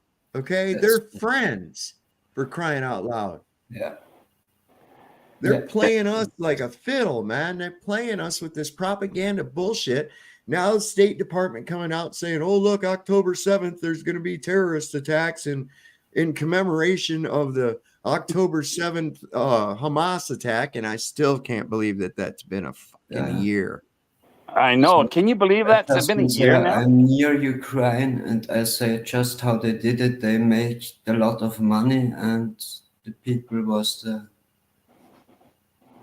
poor ones. They didn't make a lot of money. They stole a lot of money. Let's get real about it. Yep. Hey, I just want to say hi to. I want they've done nothing honest in their whole. These elites have done nothing honest in their whole miserable goddamn existence. I just want to say hello to C Lightning real quick and Angela Baby Carson. They said hi to me, so I wanted to say hi back. There they are. C Lightning 300. Welcome, Angela Baby Carson. You're late. I will be marking you down. No, she's been here for quite a while. I didn't see it, so that's all that counts. I'm the one taking attendance. She might even be gone by now. So this girl, she looks kind of haggard and upset, but this is kind of crazy. Check this out. Okay, please give me 5 minutes to talk to you about geography because we need to understand the scale of what's going on. This is the state of North Carolina. This is the area that's without power still. This is also the state of North Carolina. This yellow outline is the country of Belgium that I've overlaid for scale. Okay.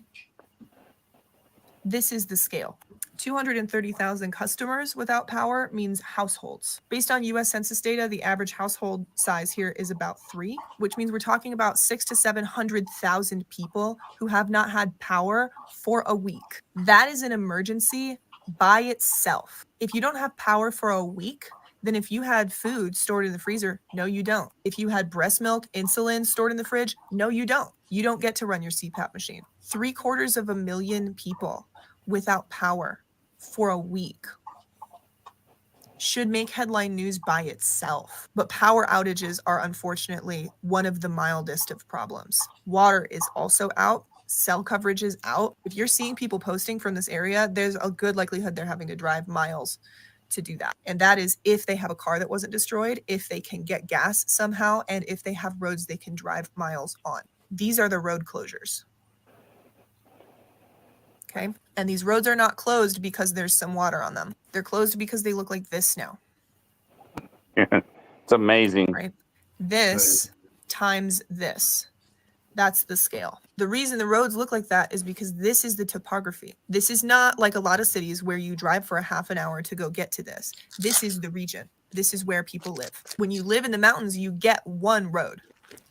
And they're going to put it wherever they can put it. That's why it's shaped like this. Very often, that's going to be along a river or next to it. When a road looks like this, right, that means the land looks like this. So when a hurricane decides to go hiking in the mountains, which has never happened in this area before, ever, That's natural. you're going to get a torrential amount of water, and it's going to be moving very fast because it's moving down a mountain. And this river is going to explode. It's going to take out this road right here, and it's going to take out this road right here. And then everybody that lives in here is trapped because you're not walking out.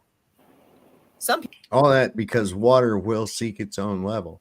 people are. Some people are putting what they can and their children on their back and hiking out, which is, to be honest, pretty representative of typical Appalachian scrappiness. Anyway, the other thing that's going to happen is mud, because the water is not going to just gently fall down the mountain and go in the river. It is going to get into the earth, and the earth is going to become mud, and that is incredibly heavy. And the whole mountainside is going to shear off like a windshield wiper and carry everything with it and put it in the river. And that's why we're seeing the level of destruction we're seeing, because roads are not the only thing that is gone. This is not a river. This is a town. This is Chimney Rock. This is a screenshot from this user. This is what it looked like before. And this is the scale that we're talking about. There are hundreds of small towns in this picture. This is Asheville, this right here. You've heard a lot about Asheville, probably, hopefully. Asheville is not a small remote mountain town. It is a city of 100,000 people. It is the city that you would drive to go to the doctor if you live in an actual small remote mountain town. And it did get devastated. It did get hit very hard. But part of the reason why you are seeing so much coverage out of Asheville is that you can get there right now. If you're going to send a news crew to North Carolina, they can just drive into Asheville. And you do not want to be taking up a helicopter right now just to take pictures, because people are still trapped. I do think some news organizations went here for a working lunch and didn't ask anybody if anyone lives up here.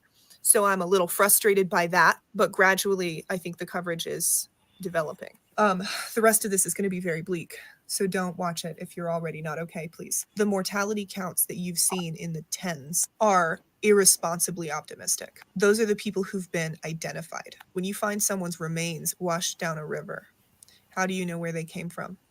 How do you contact their loved ones to get an identification? When the cell towers are down, when the roads are down, when all of those people are still concentrating on trying to get out and trying to get food and water, you're going to wait. You're going to wait until the living are taken care of. We have not begun to hear the mortality numbers from this disaster. This is a small country. And it's my mom's small country. And it's gone. Please pay attention. You know what pisses me off, Dave? What's that, bro? Is we're so divided. I mean, last week, we should have had 10 million people marching on Washington, D.C., demanding them, quit sending that money to the other places, and demanding them to go help the people in North Carolina with all the military and all the stuff. But we won't do that. But we should, sit there and complain about it. Ain't going to do nothing. If we would have had, if they can get a 1 million man march for gays and all that stuff, we should be able to have 10 million. I know. Easy. But we don't. So it'll never happen. It just won't happen until we stand up and take action. No, I mean, and that's the thing, and they don't. We should, as a whole nation, we should just start marching on Washington, D.C. Just pack that sucker in. I am ashamed. If I were to military, don't get me wrong, but You really got I a would lot be of power.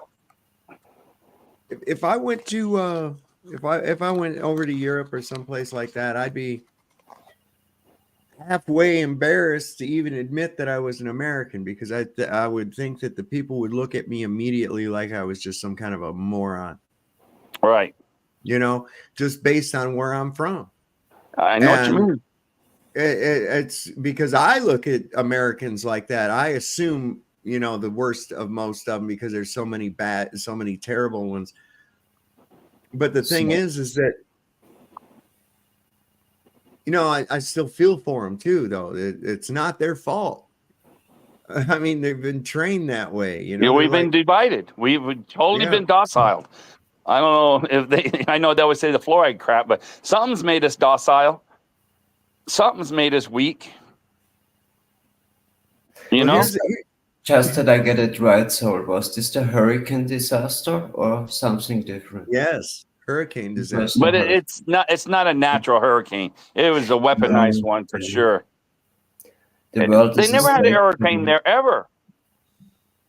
Sorry.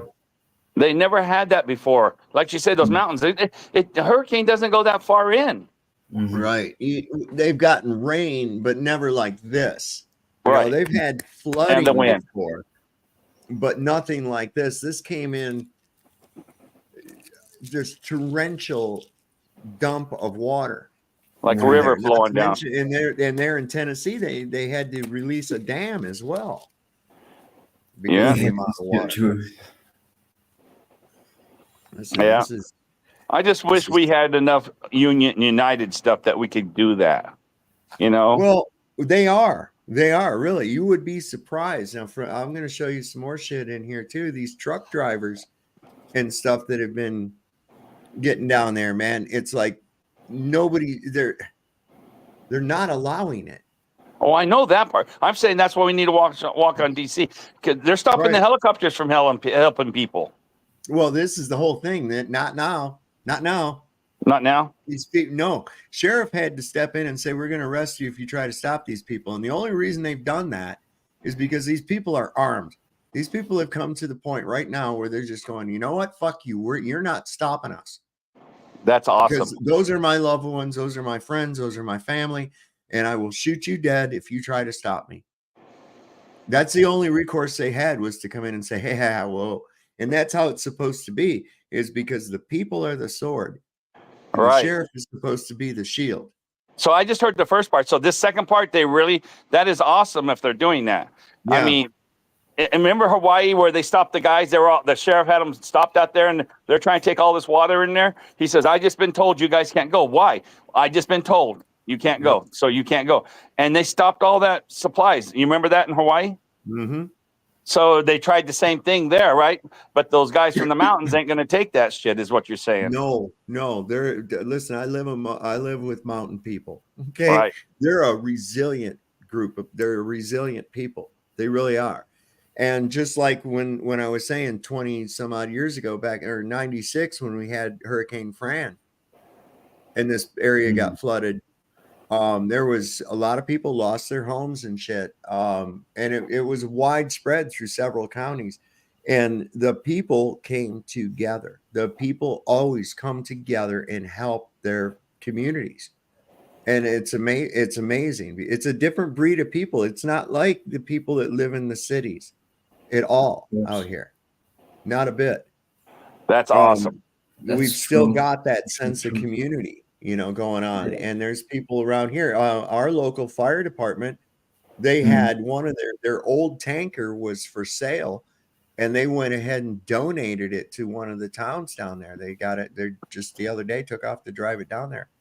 That is awesome. And guys going down to help out and clear out shit. Yeah. That's how this area is. That's how these people are. Yeah, you have to stay together, you know, help each other out. This more like in a city. Yeah, they're having to do like, you know, drug smuggling operations to get some of these supplies in. They went ahead and they're doing it any fucking way, you know. Here's another thing on this, man. It's pretty crazy. What have we here? mining operation a reality. Now, let me give you a little background on this. Okay. Okay, so this is North Carolina news 5 months ago. This is from the North Carolina news 5 months ago. The internet does not forget. What have we here? Mining operation a reality. The company says North Carolina has approved its mining permit, but the biggest hurdle to get the project over the finish line could still be on the horizon. Now, people living here in Cherryville have been fighting against plans for a lithium mine for years. The company's CEO, Keith Phillips, released a statement yesterday saying it plans to develop Carolina Lithium as one of the lowest cost, most sustainable lithium hydroxide operations in the world and as a critical part of the American electric vehicle supply chain.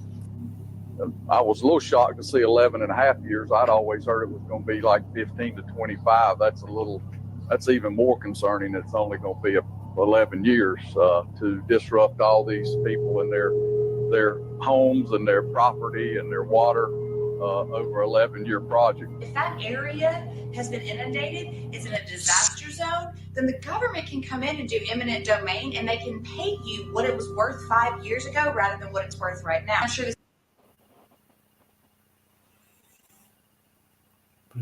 The 5 years ago, they pay you what it was worth 5 years ago. Now, look at what prices of real estate and land prices have done in the last 5 years. Look at what the inflationary rate has done to the dollar in the last 5 years. So they got to pay you what it was worth 5 years ago? Come on. Yeah, they planned another it so. coincidence. But you know who owns the most shares in that lithium mine? BlackRock and Vanguard. There's no military. There's no one's doing nothing. It blows my mind. And they're not even allowing people to see what's really going on. The Federal Emergency Management Association, better known as FEMA, is now arresting volunteers if they don't leave the Tennessee area or the North Carolina area. Anybody coming up there with heavy equipment to help, anybody coming up there to try to get food and other resources to the victims of this catastrophe is getting turned away with a full load, told that they don't need their help, that they've got it covered. We are struggling. The government is not here. People are dying. People are still missing. People are still stranded. We have no food. We have no water. We have no electricity. They're not here. I saw 2 Air Force Blackhawks, and there was 2 teams of pararescue men. These guys are all paramedics and rescue specialists. That's literally what they do. So I went up to them. I was like, hey, guys, this is who I am. And I started telling them, this is how you need to be looking for these people out there, looking for SOS, carved in the mud, stuff like that. And he goes, yeah, we want to go do that, but we are stuck here. We cannot go fly. We are waiting on Title 10 orders. We cannot do nothing. And that's the story I'm getting from everybody in the military. But these guys actually flew from Tucson, Arizona to Moody, took their helicopters because the Moody guys couldn't go up because the base is on lockdown for whatever reason. And then now they're sitting in North Carolina and they can't do nothing. They're just sitting there literally on the taxiway, on the parking ramp, doing nothing. Yeah, that guy got pretty popular. I seen him everywhere. That last guy. What have we here? You saw him on there on other media before? Yeah, I saw that, and I saw him on a lot of Telegram things. I seen him everywhere. The most thing I look at is Telegram, but Telegram probably copied it from what was that, X? X, yeah. Yeah, they probably copied it from X and put it on Telegram. But he got very popular. Here's that thing I was talking about. What is that? Oh yeah. You notice the fire over the helicopter?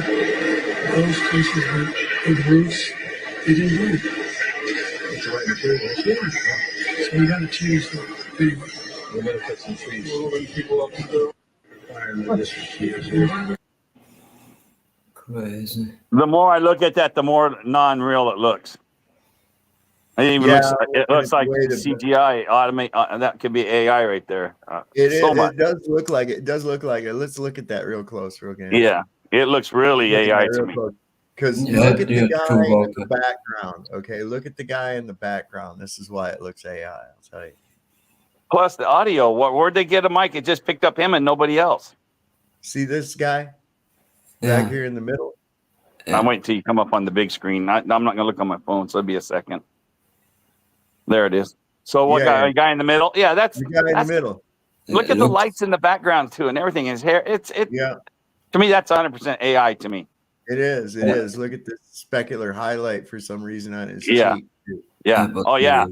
Yeah. So yeah, but people will. It'll be like those guys wanting to believe Trump got shot. They want to believe it. They hear it and they want to believe it. So that's all it takes. Why do people put that dumb shit out there, man? Who's doing that? It's not somebody that's really trying to put truth out there. It's somebody that's trying to put shade on the truth by making it look stupid, by doing shit like that. Well, there's It's the probably same some thing guy I out there see that with knows the- these guys will believe anything. So he has fun just putting shit out there, and he laughs when they take it for real. You know, it's a joke for him. Yeah, somebody had a fucking Some Easter eggs. pistol whip the shit out of me. That's what they ought to do. Especially in this day and age. We've got like this shit people put out there, and they'll say, "Oh, look, here's some never before seen film of stargates and shit down in Antarctica," and it's like, no, that's a bunch of AI bullshit you created. Fuck you. You know, my favorite one And I is, just Dave. want to smack the shit out of somebody who does that. You know, My favorite is this is secret. I got the. If it's secret, how do you freaking got it? right? They use that so many times. Oh, this is secret. So I got this from undisclosed. Well, if it's a secret, how do you know? I mean, I always get a kick out of everybody. Oh, this was a secret, you know, or is a secret, right? But yet they're telling everybody. Harmon, do you follow Brian Young? Any of his media? Oh, I like him a lot. Do you? He Yeah. put this out. He put this out today. This is pretty cool. I didn't see today's. It said, "Hey, Trump supporters, tell me how much you hate BlackRock, ESG, and globalism again. Oh, by the way, Kamala's hubby reportedly stands to profit handsomely from BlackRock-owned Albemarle lithium mines in North Carolina. I also see my recent post showing that the 3 top shareholders in Tesla are Vanguard, BlackRock, and State Street. And I think they've got a contract already with some EV car company, which I speculate is probably Tesla, but who knows? Everybody's trying to get into that game now." Yeah, I started listening to him back in 2016. Oh, And- yeah. I've been watching him a long time. He taught me. I mean, I knew some things, but I started really. I was doing a lot of trips backwards and forwards from Laughlin to Long Beach, so I'd always throw his things on, and he had a lot of stuff about the government and how it was doing the tax, and he was really fired up back then. If you remember, he was more centralized on just government. And if you watch him that long, so you know what I'm talking about. Yeah. So I really learned a lot from him. Yeah, here's another thing too, man. Google the Ministry of Truth, and oh my God, to see how these normies are so. Minister of Truth. Yeah, the Ministry of Truth. Google how these. Do I I have to see put the? so many people that are just like, oh, Google, it's like they're God, you know, or something. And it blows my mind. Now they're going in there, and if you search in Google for FEMA using funds on illegal immigrants, all those articles are now gone. They've been buried and replaced with Donald Trump FEMA claims debunked and fact-checked as false. It's I get it. just what you should see and nothing more. It's really. Oh my God! Watch this. This is crazy. Oh my God! You said the Ministry of Truth? Yeah. What am I supposed to? What's it? I see a song under that. What am I supposed to see? No. The Ministry of Truth was the place where the guy in 1984. That's where he worked. Oh, I found this one now. Yeah, No, and there was another. Yeah, he worked at the Ministry of Truth,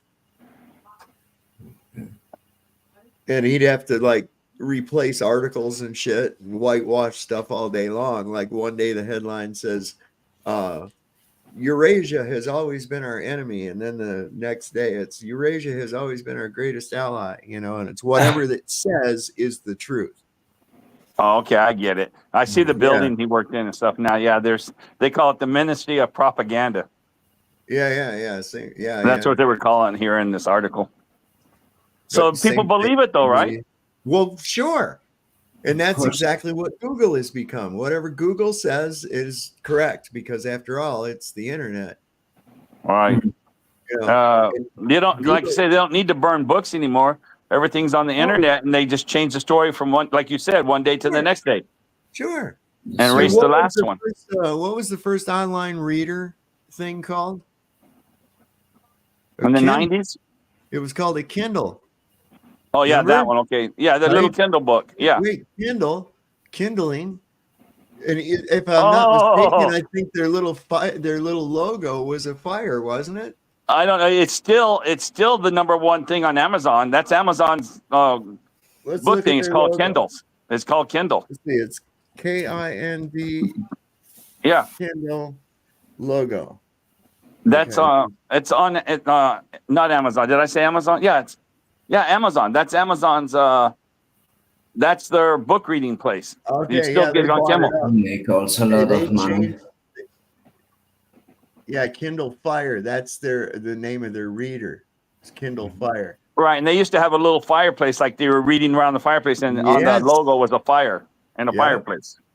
And then it's the same thing as what was going on in Brave New World, right? Oh heck yeah, where they're burning Firemen. everything. Oh, how Yeah. about the Fahrenheit 97 or 70? What was that? Oh, that's the one I was thinking of. Yeah, Yeah, Fahrenheit Fahrenheit. 451. Yeah, that's what you're talking about. 451 degrees Fahrenheit is the temperature paper burns. Oh, is it? Mm-hmm. And yeah, that was the one where they're just burning out. And they were indoctrinated. That's what they should do. Yep. That they thought they were doing right. Right. They were seen as heroes, just like today's firemen, but that was a totally different meaning. Right. Their job was they were using those hoses to squirt gasoline and shit Yeah. out of the They were the opposite of firemen. They are actually men who made fire. Mm-hmm. Crazy, I know, huh? And it's like when you were talking about this checking Google, Snopes. And Snopes, I got the whole background little video on them. Right? There's a man and a wife. They were the porn stars. Oh yeah. You know about them? With their cats and shit. Yeah. Well, yeah, but they're actual porn star, and they got a third porn star that's in there, and they just sit there. There's this little house over there near San Francisco, and they just live in a little house. Well, not a little house, but they live in a house there, and they're the ones who write the articles. Whatever they tell them, it's under Snopes. And my kids will tell me, "Oh, I just fact check it, and Snopes says you're wrong." I know. I'm It like, breaks well, that my means I'm brain, right. huh? Yeah, that's The what world they do, is a man. stage for them. Oh, it really is, and it's so hard to watch them. You know, Yeah. you know what's the hardest thing is watching them giving the V to all my grandchildren, just 20, 30 of them. It's just, I can't say a word. I just have to sit back and do nothing. And they got all these ear infections, and they got all this thing wrong with them, and they got all this wrong with them. And if I told them, well, you know what would happen, Dave? Oh yeah.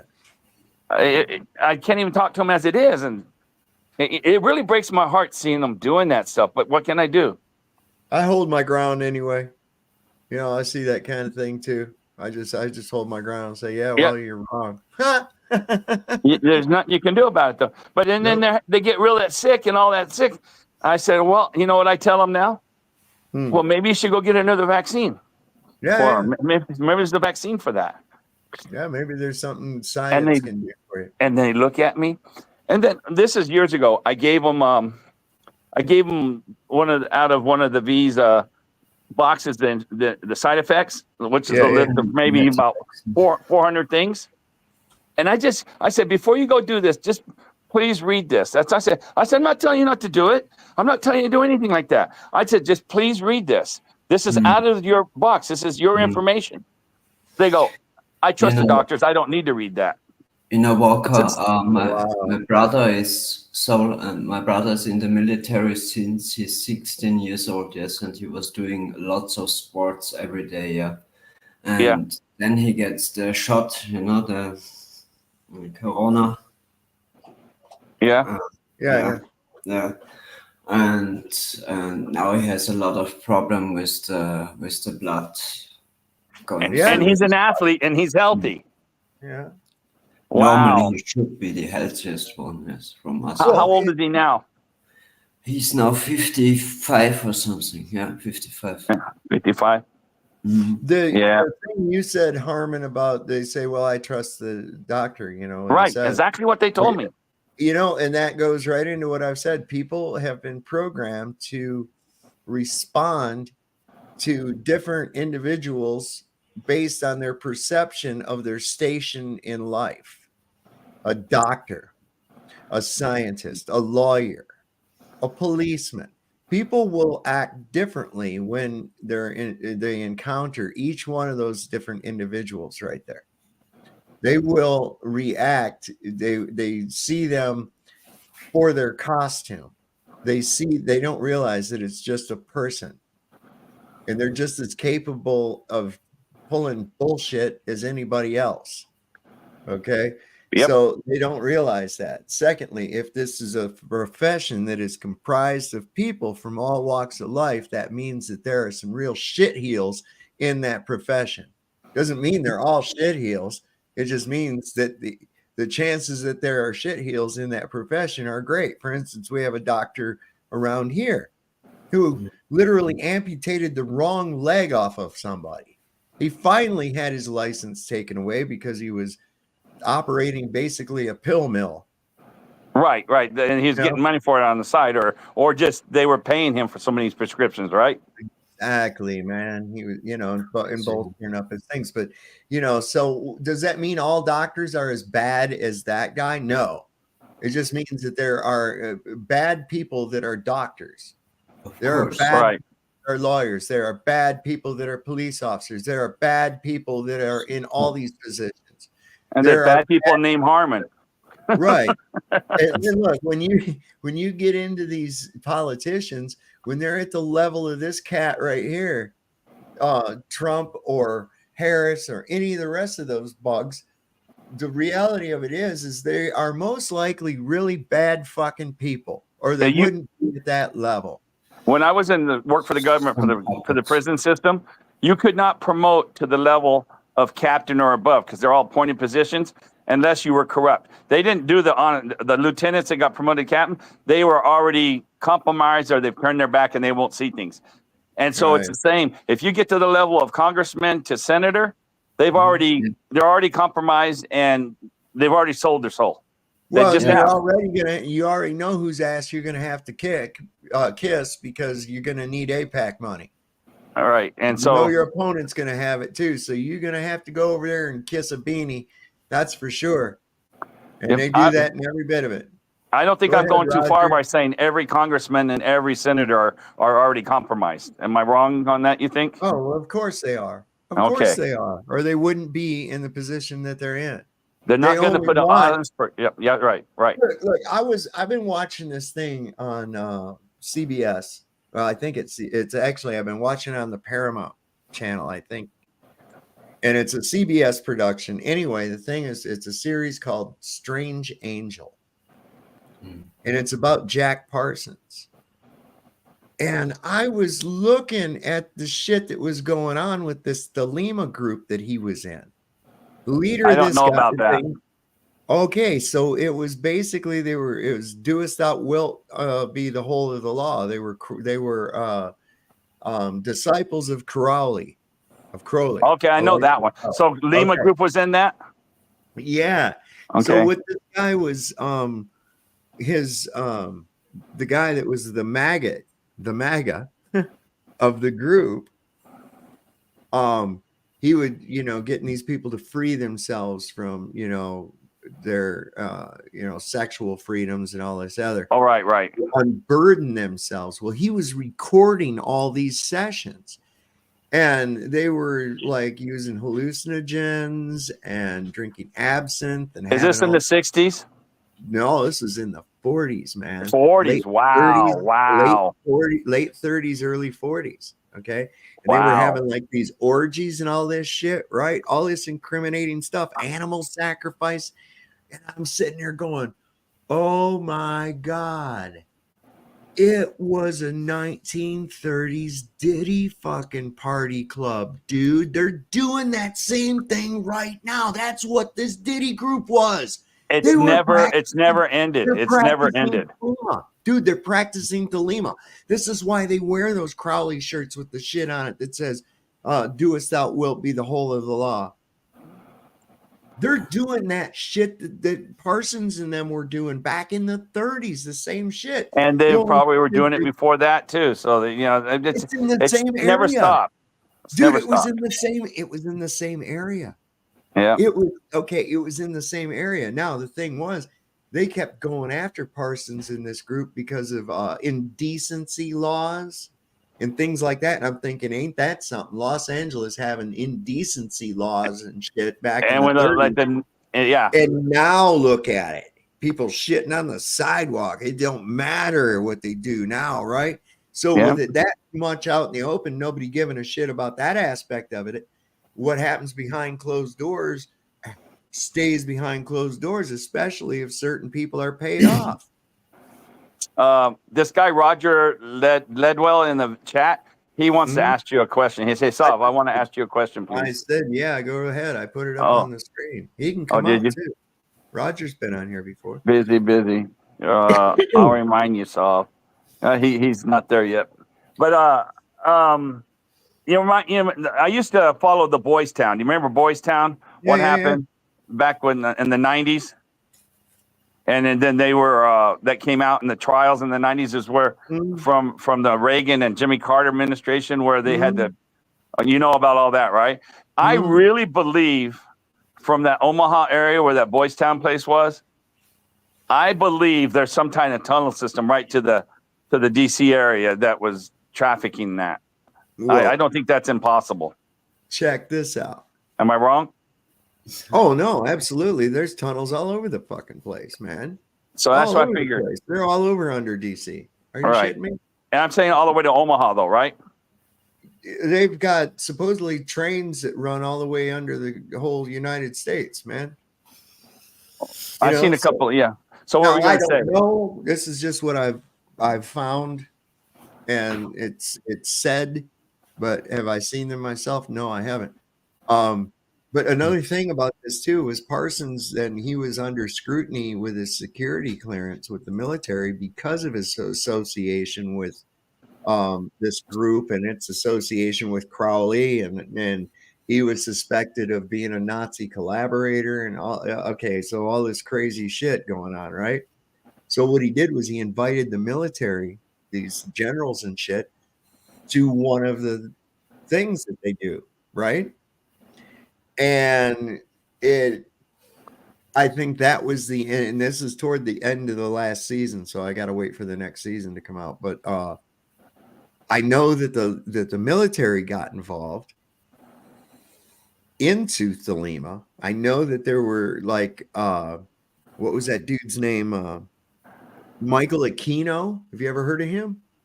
The name sounds familiar, but I can't remember. With the freaky eyebrows, that was a colonel. No.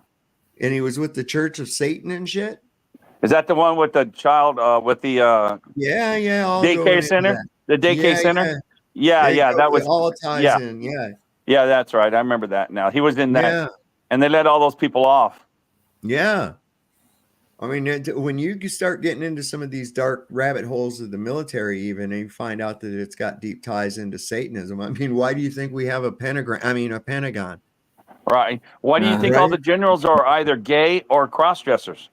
Yeah. They don't promote you up there unless you're part of the club. Right. You're not going to make that rank. Somebody got out one of the drugs or some shit like that. Like the absinthe or whatever, and was passing it around, and they weren't supposed to when the military was there in this show. And the one top general, he ended up in this room with Parsons' mom, and when Parson came in there, he had his hand on her blouse, and they was making out and shit. And so he kind of had him by a little short and curly.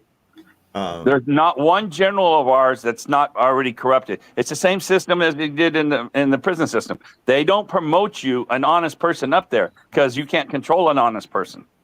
It's also a money system, the prison system, no? Sure. Pardon me? I say it's also a money system, the prison system. Right, and it's the same with the military. They're not going to promote the guys up top that are honest. They got to be compromised. They're not going to put an honest general up there. He get killed. Like maybe Patton was honest. I don't know. They killed him, didn't they? Well, he wasn't following the agenda. I think Well, that's what I'm saying. He was, yeah. When he realized, So when he he had to said, leave. when he started making noises about we've been fighting the wrong sons of bitches, he didn't like the politics aspect of it. He was a soldier. Right. And what for political convenience, he was told to go ahead and hold back to let Montgomery take certain places. And he was like, fuck that. We're not gonna sit back and let that pompous fucker do it. And they was and what happened? Consequently, there was he got in a lot of trouble. He got into a lot of trouble with Eisenhower because, see, this was the first time that a commanding general of one army had command over several armies at one time. Right. You know, model for the UN, perhaps. I think so. You know what, Dave? Dave, we need a 30-second moment of just pause because we've been blessed with the presence of Flow State. That's what I was just about to say. What's up, Flo? Not a lot. Just tuning in. Yeah. Smedley or not Smedley. That Aquino had the best eyebrows probably in modern history. I agree with that. Yeah. But the underground tunnels, like the boys' home was. What would be the purpose? The tunnels would not be necessary for moving people around. Convenience. No, they were taking the boys from the boys' town in Omaha in the 80s, which was an orphanage for just boys. Right, so that's already how they move kids around. What would you need to dig a tunnel for? No, it's easy access to the White House. I'm just saying, easy access for the guys. Instead of driving, who knows? They got a fast there's train definitely under there. tunnels under there. There are throughout the country. I mean, I've even small town Kansas. I remember going through some that connected the movie theater to to the bar across the street. Right. But I think that infrastructure is unrelated to trafficking. No, I said with this traffic, I said they did it for convenience. It was just, there's no. They get there quicker if it was a straight tunnel. I don't know. I just know I've seen some of those truck drivers say they've driven 100, 200 miles in there, had to turn around after they dropped their stuff off and come back out. Oh yeah, there's here in Kansas City. They've got the underground cave system that you can. I've been in them. You can rent out. You can rent like storage space in them or whatever. It's kind of cool. Yep, and it's not like a secret. It's just not advertised. Okay, I might have misunderstood what you're saying. No, I said that. No, I said it's not a secret about the tunnels because there's so many they've got there. Boston, they have tons of them coming this way. How far they go, I don't know. It's just not mainstream news. And if it's not mainstream news, people don't know about it unless people like you saw it and investigated it. So how was that tunnel going to the bar, to the movie house or whatever? Was that cool? I mean, if at the time before I was sort of down all these rabbit holes, it was just a dirty old fucking spidery tunnel. I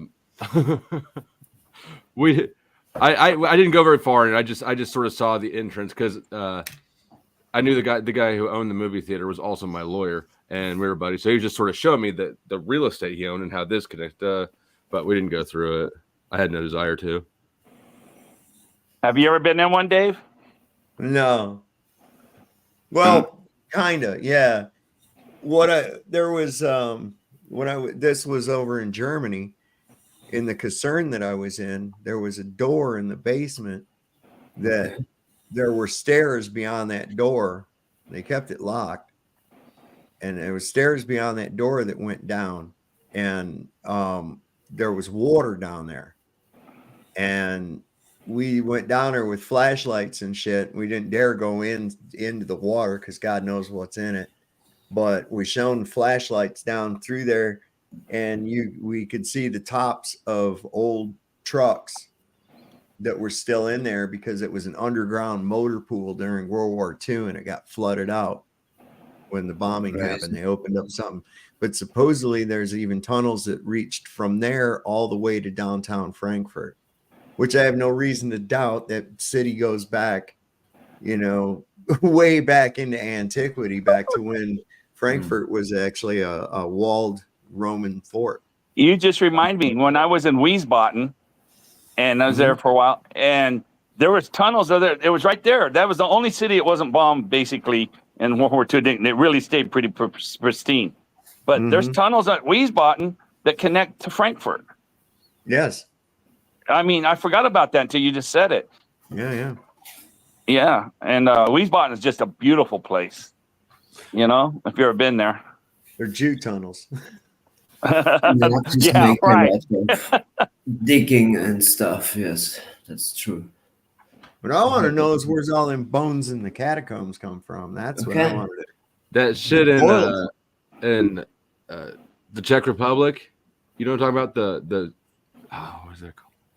The bone sanctuary. They just got like stacks of skulls. Oh, that's in Florida. That's in also France. That's There's the catacombs. It's called the catacombs. I'm thinking the one I'm thinking about is in oh my god, what's the main city in the Czech Republic? I'll figure it out. Where were the catacombs This is where my at? people are from. Do you know, Dave, where are the catacombs? In Paris? Is it Paris? The whole walls are just skulls, but they got them in other countries too. Probably. What country you saying, Flo? Prague. Yes, It's in Prague somewhere. Prague. Yeah. Oh, the one in Prague isn't just stacks. It's actually architecture. It's built in the architecture. It's fucking sick. Here, I'll show you. Wow. Yes, we also have in my town a little. Yeah. This guy's from over that area. The tunnel that goes where what's her name? Diana was killed. Is called the Pont de la Lune, which means the tunnel of the moon. And the moon is, of course, the moon goddess is Diana, which is interesting. Anyway, right beneath where that wreck happened, where she was supposedly killed, there's a is tunnel right over top of an altar built to the moon goddess Diana. Wow. Out of human bones in the catacombs. No shit. Did you find what you're looking for, So Flo? check out this shit. Like, if you zoom in, like this is all you can see. The bones are built into the architecture in Prague. Oh, they're actually bones built into it. Yeah, they're not designed. It's okay. It's not just a stack. It's like yeah. Wow. The fuck is that all about? That's some sick shit. That's awesome. I don't give a fuck. It is sick, but it's awesome. Well, I gotta wonder, like those bones in the catacombs, right? The story we're given is that they were dug up out of the cemetery to make room for more bodies or some shit like that. But all of these bones have been boiled. They're not just out of a graveyard. They're not at different states of decay. They were boiled to preserve them. And that's really weird. So where did they get all of these people from? And what did that soup taste like? Yeah. Right? Yeah, that's wild where those, you know what the catacombs are, Flo? Say that again. You know what the catacombs are? I mean, there's catacombs all over. I assume you're talking about didn't Paris. know. Yeah, where they have just walls and walls of skeletons. Yeah. Yeah, and so that's what Dave's saying. Where'd they come from? Oh, there ain't no way they dug up a damn graveyard. They'd have burned them or something. They ain't gonna put their They would have been at different states. They would have been at different states of decay. All of those bones have been boiled to preserve them. I mean, it could be a way of dealing with the dead. You're sort of burying people, but like if you got a space issue, I could imagine running into a space issue. Yeah, but wouldn't there be some kind of a record of that? I don't know. I'm amazed at some of the records we have that survive as long as they did. I know, but I'm like, come on, that'd be like. It's always. I try to find a receipt from yesterday, and I'm fucked. Well, speaking of getting fucked, listen to what they're doing to these people down there in that storm with this $750. Jesus Christ, that's like when they took out a $6 trillion stimulus bill. That Trump signed, yeah. Right. And you got $300. There you go. Guess what? You're also responsible for the $6 trillion that I had loaned. Shit. Did you see how much went to the bankers and stuff on that? Hold on. Wait a second. And the corporations? They got like, if it's an eighth, they got like 6/8 of it. Did they really? And the rest was us. Wait a second. We can reduce this further. 6/8 is 3/4. Reduce your fractions. Can you 3/4? Well, no, it's not three quarters. Six eighths. You divide something into eighths, and you take 2 off. It isn't 3/4. Yes, it is. 6/8 reduces to 3/4. Yeah, but then 3/4 is bigger than 6/8. No, if you use the 3/4 wrench or a 6/8 wrench, which is bigger? 6/8 and 3/4. Which one's bigger? There is no find a 6/8 wrench. They're the same. 6/8 really? and 3/4. Shut up, Flo. This is how you win, Harmon. If you find a 6/8 wrench, you win. Okay, I'm gonna make one tomorrow. I'll sit there and get my etching how tool much and you I'll put it. I'll one. put You 6/8 can't make on it. one. How much you want to The bet only it'll be time you're ever going to have 3/4 of an inch? 6/8 is if you're selling weed. Okay, so I know I'm dumb on the math stuff. So if you got a line and you divide it into 4s, so 3/4 would be there. So you tell me if I got a line and I divided it into 8 pieces, that if I took 2 pieces off is the same as 3/4? No, I'm saying you're not adding or subtracting pieces. All you're doing is you're cutting both the top number and you're dividing the top and the bottom number. I know how to reduce it. I know how to reduce. I don't know what you're asking me. Okay, if I just get a rope and I cut it into 8 pieces. Right. Yeah. Okay. And I take 2 pieces away. Is that the same as I got left as 3/4? You're not taking 2 pieces away. What you're doing is you're gluing all the pieces that you have there back one less time, right?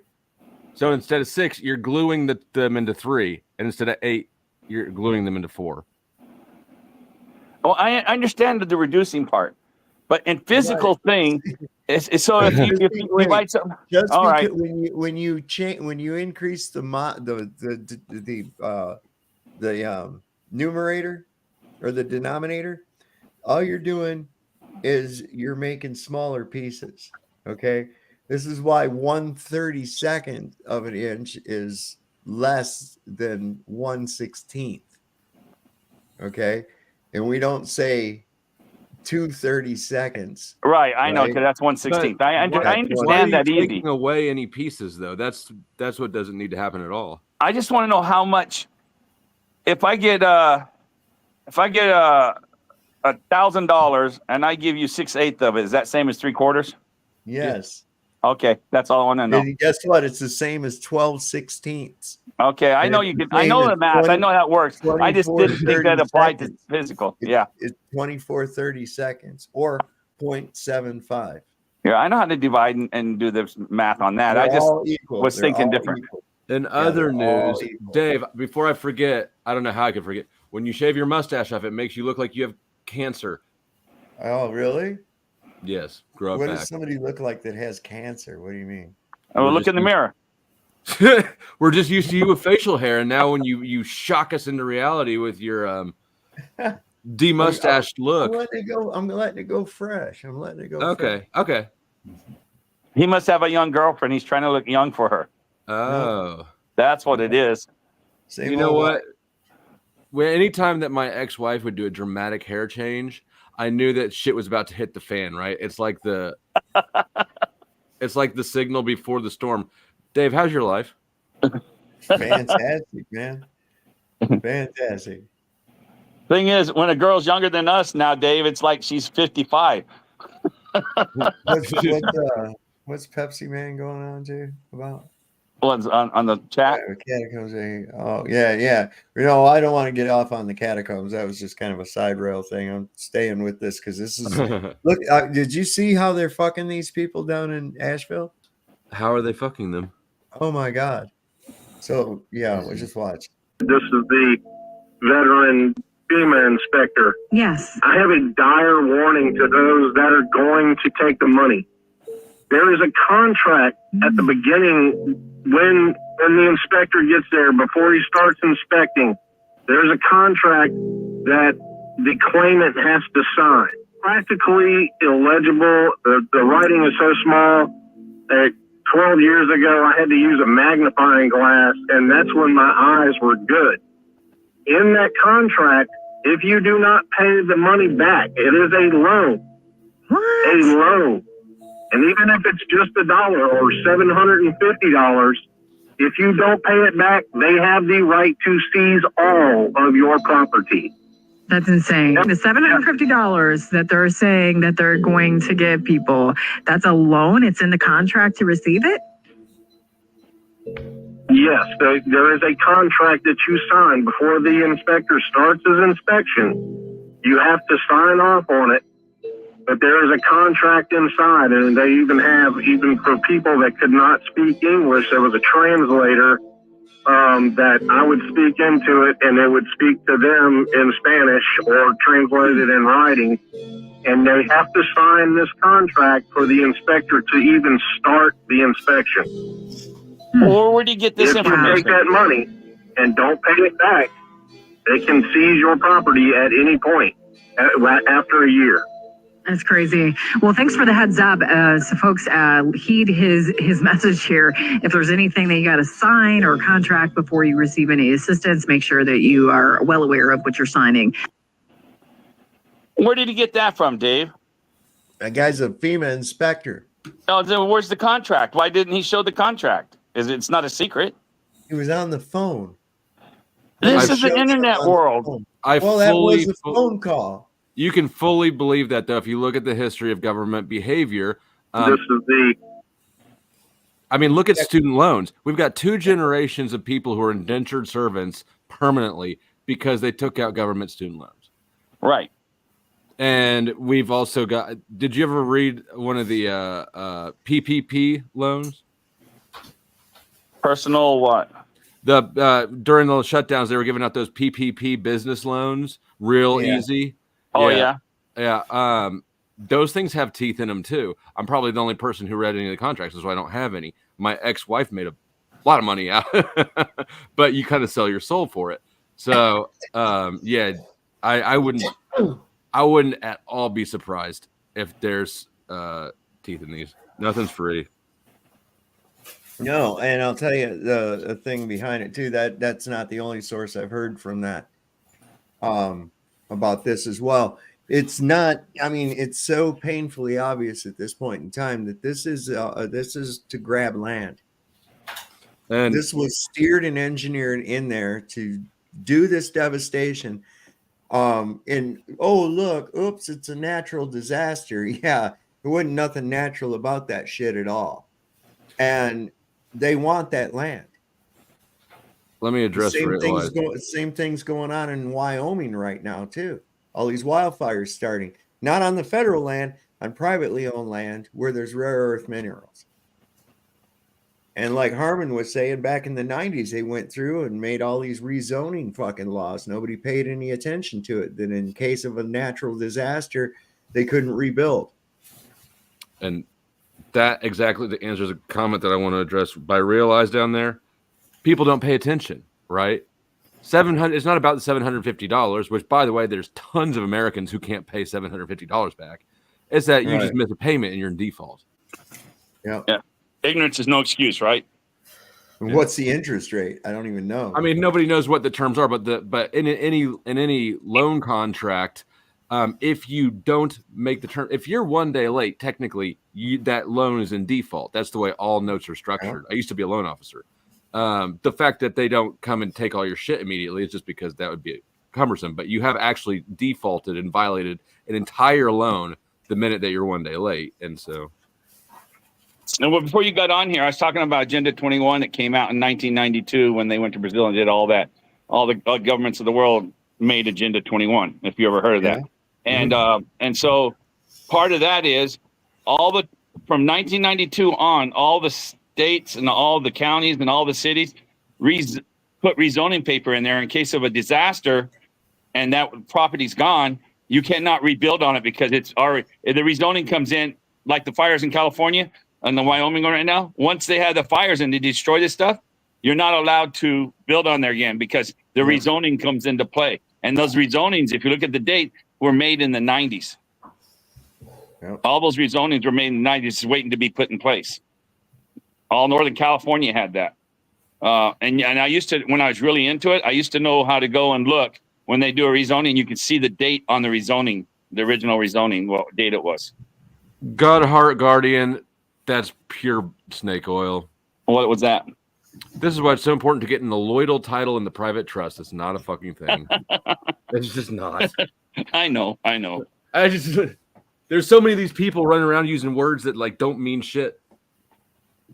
Look at this, man. I can relate to this right here because after that flood in 96, this is what people around here were doing. We were climbing up in places, trying to use whatever we could to get to some of these people up in the mountain in the hollow. You see how these guys are going? I don't want to play no Is music. that you in there? No. This is from right here recently. Oh, I thought you were saying back in the 90s. You said something about the 90s. We did this exact same thing. We were trying to get up through these areas, and they were like, that's how it was. That's how it was trying to get up into some of these areas. Up here at Tanner's Ridge was awful. Oh my God. All the cars and shit from the people that lived up there were all stacked down at the bottom of the fucking mountain. Like all pushed together and shit, like a little kid when they're playing with their toys, cars, and they put them all together like that. That's what they look like. And then amongst trees and logs and other shit too. You don't have no hills or mountains there, do you, Flo, in Missouri? It gets kind of hilly in Missouri. No mountains. Yeah, see, that was amazing getting up there like that. And FEMA and that saying, I see Roger trying to get in backstage, but his shit's not connected up. He's on Walmart. So how's the weather been at your place, Flo? Huh? How's the weather been? Good? It's been beautiful today. Actually, yeah, I just got back from my cousin's wedding, and it was fucking awesome. Nice. Okay, so this was like from Stu Peters. Said, well, and this is a quote, whatever, and this is from a FEMA official. Whatever number of fatalities you're hearing, go ahead and add a couple of zeros. I'm like, what? This is tight. I can't. My heart goes out to these people so bad. I mean, God. Picked up a flight of pediatric medical supplies that were brought in and are going to North Asheville. We were sitting in the private portion of the airport, and we got to overhear an awful lot. The Army pilots, the Navy pilots, hospital representatives, there was a lot of chatter. While we were there, a private jet landed and 4 FEMA representatives got off. Four people off of a private jet. Come to find out, and you're not going to hear this, so let me tell you. Come to find out, Mission Hospital was told, private hospital, that they are going to go ahead and be the morgue center for body recovery.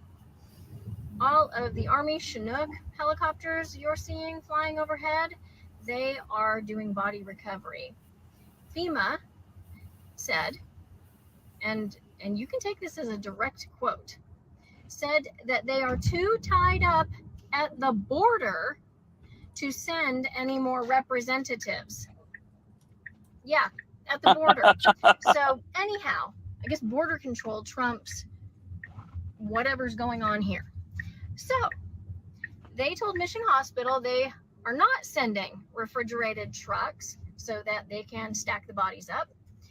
And we also overheard that whatever fatality numbers you are hearing, and this is a quote, go ahead and add a couple of zeros. So FEMA's too busy with the border. A private hospital and the Army are going to take over body recovery, and private individuals with their private helicopters and their private planes are the ones who are flying in supplies. I was at Hangar 10. I was picking up supplies. There was a stack for the Cajun Navy. There was a stack that looked like it was ASPCA. These are all being sent by private individuals. FEMA is doing nothing. Go ahead and share that. You know what gets me? These people, we all have short-term memories, most of the people. The thing in Houston, they lost 20-some thousand people on that Houston one a few years back. And then on the fire in California, the first one that hit, there's one whole town that's just completely destroyed. And there's up to like 50,000 people unaccounted for, but they don't report it. So what she's doing they've been doing it over and over. And then when it affects you, then you wake up and you say, oh, look what's happening here. So I'm not saying it's bad, but what are you going to do about it? Right. Well, the thing is too, it's really starting to smell, which will become another health type hazard because of can't have just dead bodies out rotting into whatever. They're in trees. These people are entombed in cars. Right. These people are entombed in homes that are completely covered with mud. There's people in homes that they haven't even been able to get into that are half full of mud. People that could not get out, this shit came in so fast that they just, there they were. And this one guy I saw where he had called 911 and he was just like kind of in a state of shock because he looked out, the water had receded, and he looked out on his front yard and it was just full of bodies. And it's not just people, there's animals and shit too, man. Not to mention everything. Sewage, garbage, everything. I mean, this is an awful fucking mess. People don't really get. They think, oh, it flooded, now the water's gone, everything's good. No, it's not, man. You still got landslides gonna happen. The soil gets washed away when it gets inundated with water on the side of those mountains, man. That fucking shit slides down and buries stuff, man. It's going to be a long time. Some of these places aren't going to get power back for 4 to 5 months. Yeah. Well, you can't even get in a lot of places because the roads are gone. I mean, completely gone. There's just no way in. Except for by walking or helicopter. Meanwhile, these out of touch fucks, this guy, he wears a dress. He always looks like he's crying about some shit. And he's talking about, watch this, listen to this shit. Oh, Lindsey Graham? You can thank Donald Trump and Elon Musk for that. I've been going all over South Carolina like most people. I hadn't slept much. But look what's going on in Israel. Our friends in Israel surrounded by people that want to kill them, destroy them, a second Holocaust. Oh, my God. And Biden says be proportional. What is the proportional response to people who want to kill you and your family? God. They're running out of ammunition in Israel. We have to help our friends to keep the war over there from coming here. So he thinks that helping the fucking beanie heads out over there is more important than these fucking people right here in the United States. Yeah, I remember seeing that. It says, I saw a headline. It's probably about a week old, isn't it? And the headline said, Graham says, we want to keep the war over there. And that was the headlines. And so that was the speech it came from, huh? Christ. Yeah. What? And again, we won't rise up and just go and get rid of all those people. We won't do it. Well, I got a question. Here's all you have to do to get 1 second, Roger. All you got to do to get rid of them is we just disregard them. We stop. What do you got going on, Roger? Oh, not much. I wanted to do a premiere, and I wanted to get impact from the community. So I'm going to be on around 11:30 CMT time. I'm going to open up like a 30-minute thing. Get ideas from the community and what they want to put into Flat Earth premiere. That's what I want to throw out there for you. If anybody in the audience wants to come, go ahead, Dave. What are you gonna do? You're gonna do a live or? We're just gonna do. Well, I'm not gonna premiere it now. I want to get everybody's ideas on the premiere, so I want them to come in for like a half hour and just throw ideas at me. Oh, so you're looking for a topic? Oh, not just topics. I want to get like a gist of like the community itself and see what everybody would like to see. Okay, I just want to. So what are you doing? If you don't know what you're. I want to premiere half an hour, but you don't have topic ideas. That's the confusion. Well, no. I have topic ideas. I want to round them down, and I want to see what everybody thinks about it. I want to mail it over. Premiere is an already created video. Yeah, no. I'm going to create a video and premiere it. That's why I'm trying to get feedback for it. And how long has Graham been in office, dude?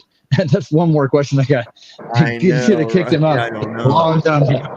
don't know. He's a piece of work, though. You Then know come- they got it. Not as long as Pelosi. That That's a lady good is one. bad looking. If Pelosi has one more facelift, she'll have a beard. Okay. I'm just gonna- Oh, that is Didn't horrible. Samson say he wanted to make love to Pelosi in one of his videos?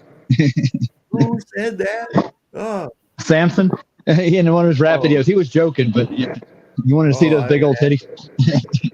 damn. Ain't no way. Jeez. This guy in the chat, Mustang, says, I thought Lindsey Graham died 2 years ago. I don't know how long has he been there? That's funny. So I wonder what this young guy thinks, man. This is crazy. I've been checking this out. This guy, young guy, I ran across this video. He says his name is Hunter Wilson. He drove $10,000 worth of supplies into Black Mountain yesterday. Of course, this was so it was 2 days ago. He did. Said his account is honest but very hard to listen to. Roger, Who's doing that? Yeah, it's Roger. It's Roger. Roger, you got a lot of background noise and everything. Like just playing music. Well, you don't do that. Roger always has That's that. one of your community things from the community. You don't do that. Right. Yeah. Well, Roger has all kinds of noise on his mic when he comes on. It's crazy. Oh, does he? It happens to him on Flatoid and shit too, all the time. There's Andrew. What's going on, brother? Hey, good evening to everyone. I've never met him before. Where are you from, Andrew? Well, Andrew. in 2017, I was working for the Department of Veterans Affairs in the engineering department, and that's when Hurricane Maria swept through Puerto Rico. And Puerto Rico is shaped a little bit like a jelly bean or like a potato. You know, it's like an oval but a little misshapen. Mm-hmm. And if you watch the actual track of that hurricane, it went straight down the entire island. Like if you were like an architect, as an example, you were trying to draw a straight line all the way through the island. That's what the hurricane did. Maximum devastation. And I actually have, I'm going to share my screen in just a moment too. That's the wrong one.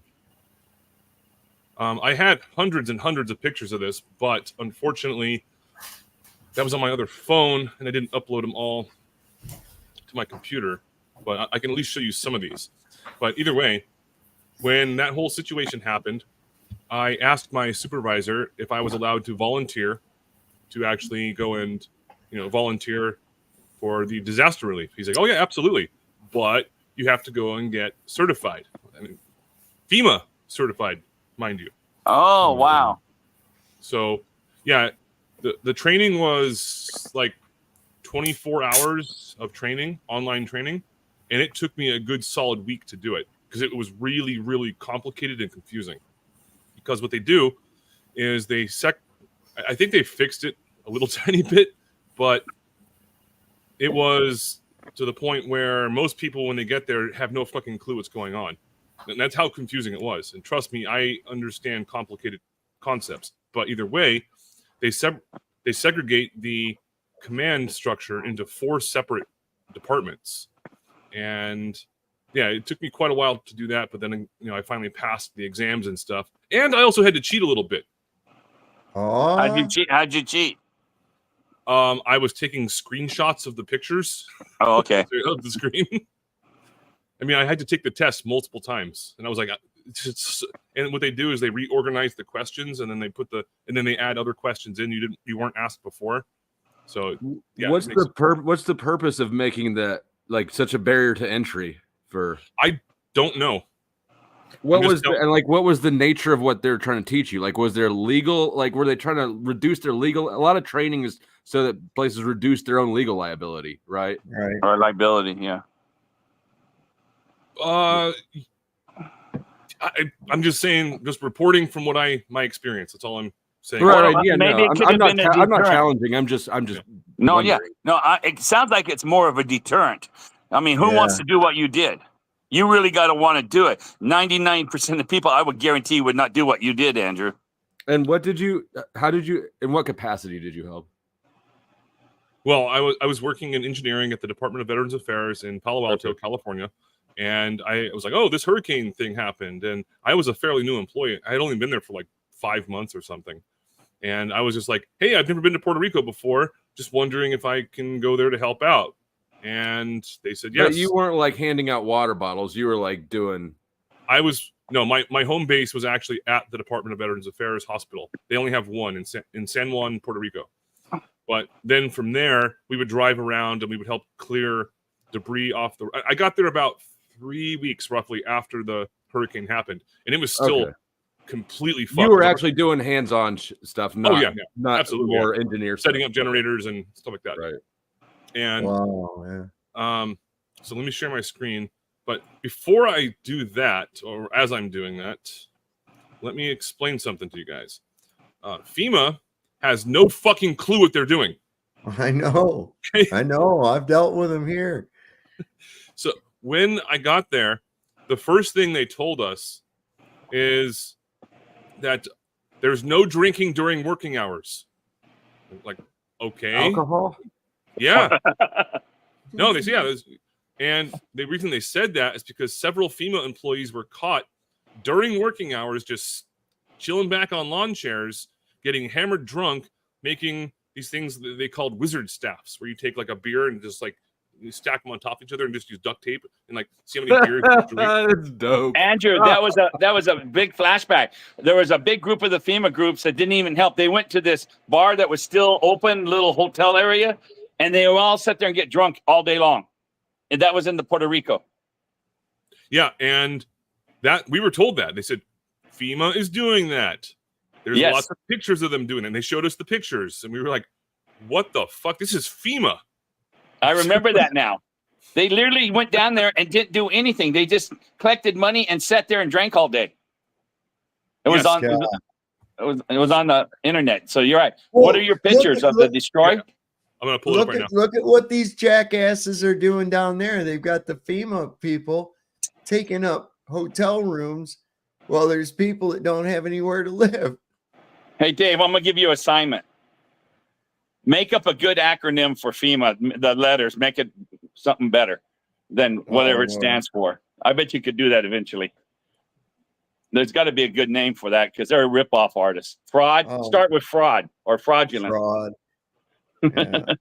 Actually, earlier on our stream, just a few hours ago, we had a whole bunch of people on. Anyways, one guy, Alex Lowry, he shared a little quick. Oh, I didn't see your thing down there. Hold on, I got you. There no problem. Fuck every motherfucking American. Oh, he made it up? FEMA. Yeah. He's. Oh, okay. So that's funny that I thought you said you already did it. No. So what is it again? Did the stream, yeah, but it was just people sharing their screen. It was a quick like 12-second TikTok video or something. Fuck every American. What? Fuck every motherfucking American. Oh, okay. That's anyways. So yeah, this is just driving down the road. These are down power lines, communication cables. Those are the black ones. And again, this is these are high voltage cables. Obviously, they're not powered up at the moment. It gets crazier. Don't worry. And these are just the pictures that I have available. I had like 200 pictures more, but beautiful, beautiful island, except it was completely ravaged. And that's when they had to go through, including myself, work with the power company and actually start to disconnect a lot of the transformers, because if all of a sudden something were to be fixed, you wouldn't want this shit energized, because all of a sudden you'd have arc blast, arc flash, and lots of other problems. Did you see any dead bodies? Yes. It wasn't very common though, because I was there 3 weeks after the event. But yeah, I saw some of them, and they'd say, "Oh yeah, well, if you go down to the beach," which I never saw the beach until basically the last day I was there, because I never saw daylight at the hotel we were staying at. The hotel we were staying at, I'm going to show you in a second. The FEMA, the VA, U.S. Army, FBI, and FBI was there for some weird fucking reason.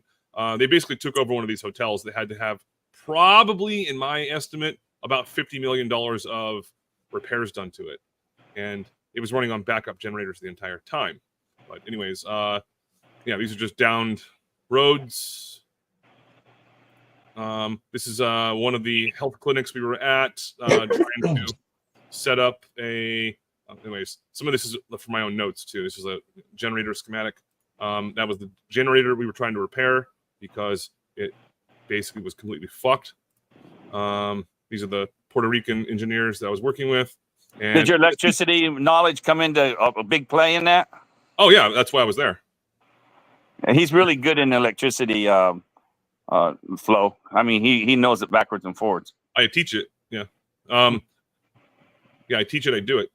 This used to be a road, not a road anymore. And I have a few pictures in a row of this from different angles. And pictures don't do it any justice, does it? No, it doesn't. Well, especially considering you don't know how hot it was at that time. Like, it doesn't get cold in Puerto Rico. I'll just tell you that. Like, 70 is considered cold to them.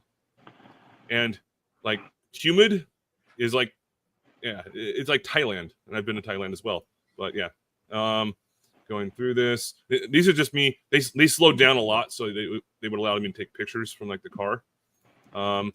This used to be an actual, like, tropical rainforest type of an area. Not anymore. Do you have any updates? Do you know what it looks like now?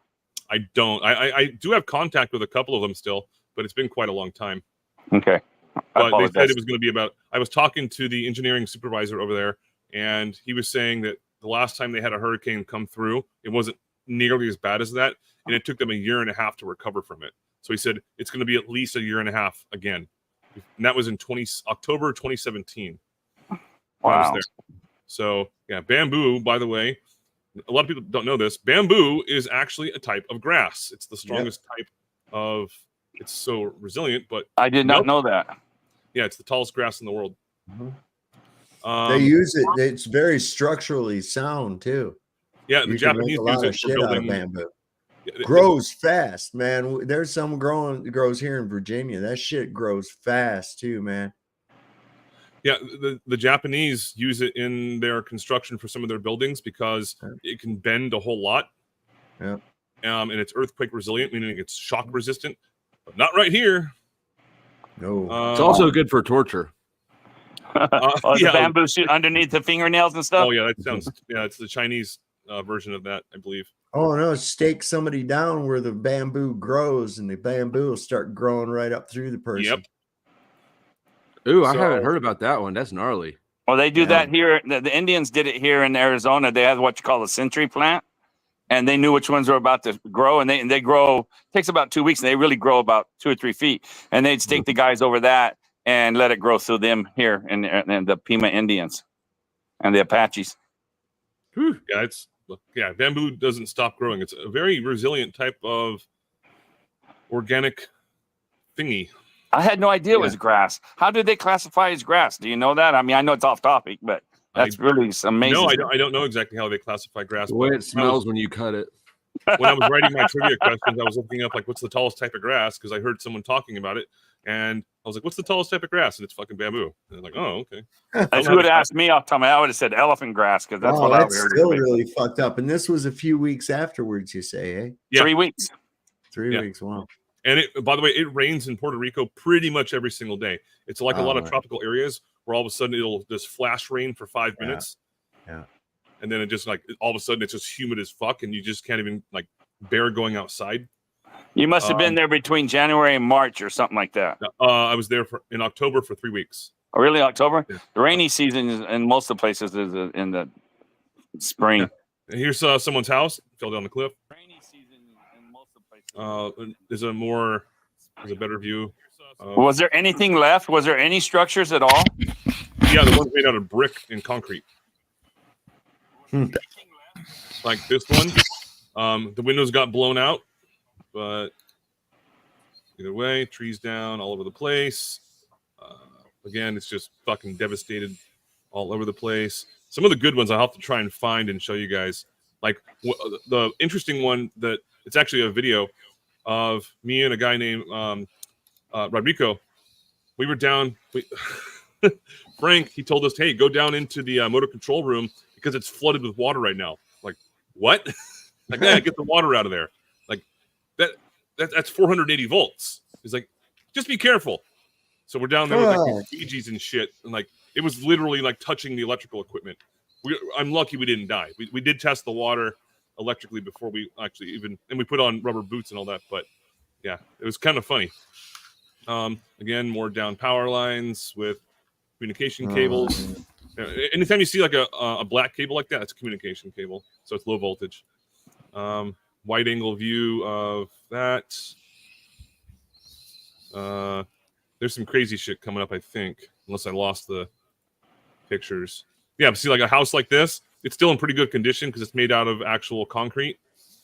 Is that a house? That's a house, yeah. Oh, okay, you can see it from a distance, yeah. And continue on. Some of it's actually pretty good. Like some of the trees and stuff, they're almost unharmed. But that was when we were driving, so just power lines and fucking, that's ACSR wire. What's ASCR wire? Aluminum cable steel reinforced. It's just like the power lines that come in overhead to your house. So it's 2 power lines that are. That almost lost in there, didn't it? Boy. Yeah. Well, that was a house. It's gone. Yeah. Something pretty low. Yeah. There's another house that just basically is fucking gone. You're like an electrician and have to build it up again. So how'd you guys make sure did you turn the power on while you're there? Did you make sure all the traffic lights and stuff were disconnected? That's gotta be a huge job. There were no traffic lights. Well, you saw, I know, but if there were some wires still connected, you said you had arcing and stuff. If you made sure they weren't connected. Yeah, we had to go around and the power company along with us and another company. There was like 3 different groups of people that were going around to all of the distribution transformers and the things like that, and we were basically just going through and disconnecting the power lines, the service cables to the transformers. You had to miss something when you turn it on. It probably had to arc somewhere. No, oh my God. No, because they I can explain that later on, but it has to do with the power plant and the substation. Okay. Yeah, we were working in conjunction together. So we're kind of just looking at the flood. I don't want to get into electrical. Yeah, it's like he knows electricity anyway. Ask him on another show. Yeah, that's fine. And this is do what every we had, time. the Mobile Field Hospital. This is what the VA had set up, Department of Veterans Affairs, and that was in this parking lot outside of one of their major areas, their clinics, like a large clinic. This is more where I was at. Trump and was. You see these motherfuckers walking around all over the place? Yeah, go on. And don't pick them up. What are they? It's an iguana. In North Carolina? No, this isn't Puerto Rico. This is Puerto Rico. What the fuck? He went down there. We've kind of gone off on Puerto Rico now. I was looking that we were looking at pictures of the mountains in North Carolina. No, all this is when he went to Puerto Rico in 2017. I'm like, boy, those look like palm trees. Well, yeah, this was just from when I was there as a volunteer for the hurricane relief for Hurricane Maria. And yeah, anyways, something pretty cool's coming up right here. You can't really see it very well in this picture, but okay, that's in the side of one of the distribution rooms. This is on the roof. Where's it at? Here we go. It's the spaceship house. Yeah. Little alien standing up there. That's on a couple like travel channels, isn't it? I don't know, but we drove by it like a few times. I believe I've seen that on like a tourism documentary. Cool, Andre, you make a great job. Really. They got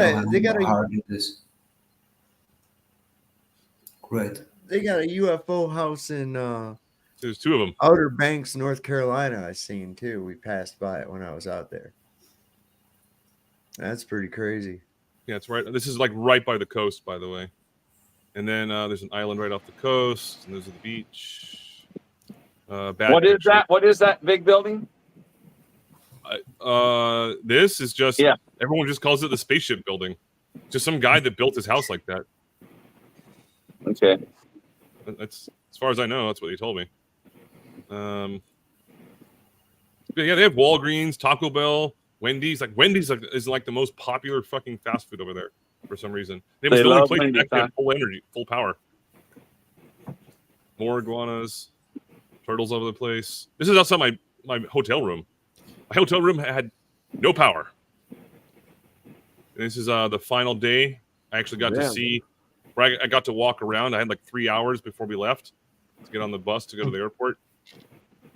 And The water doesn't look very clean. Was it still like all murky? Oh, there it looks better. oh no, this is pristine, like ocean water. There's no pollution like California.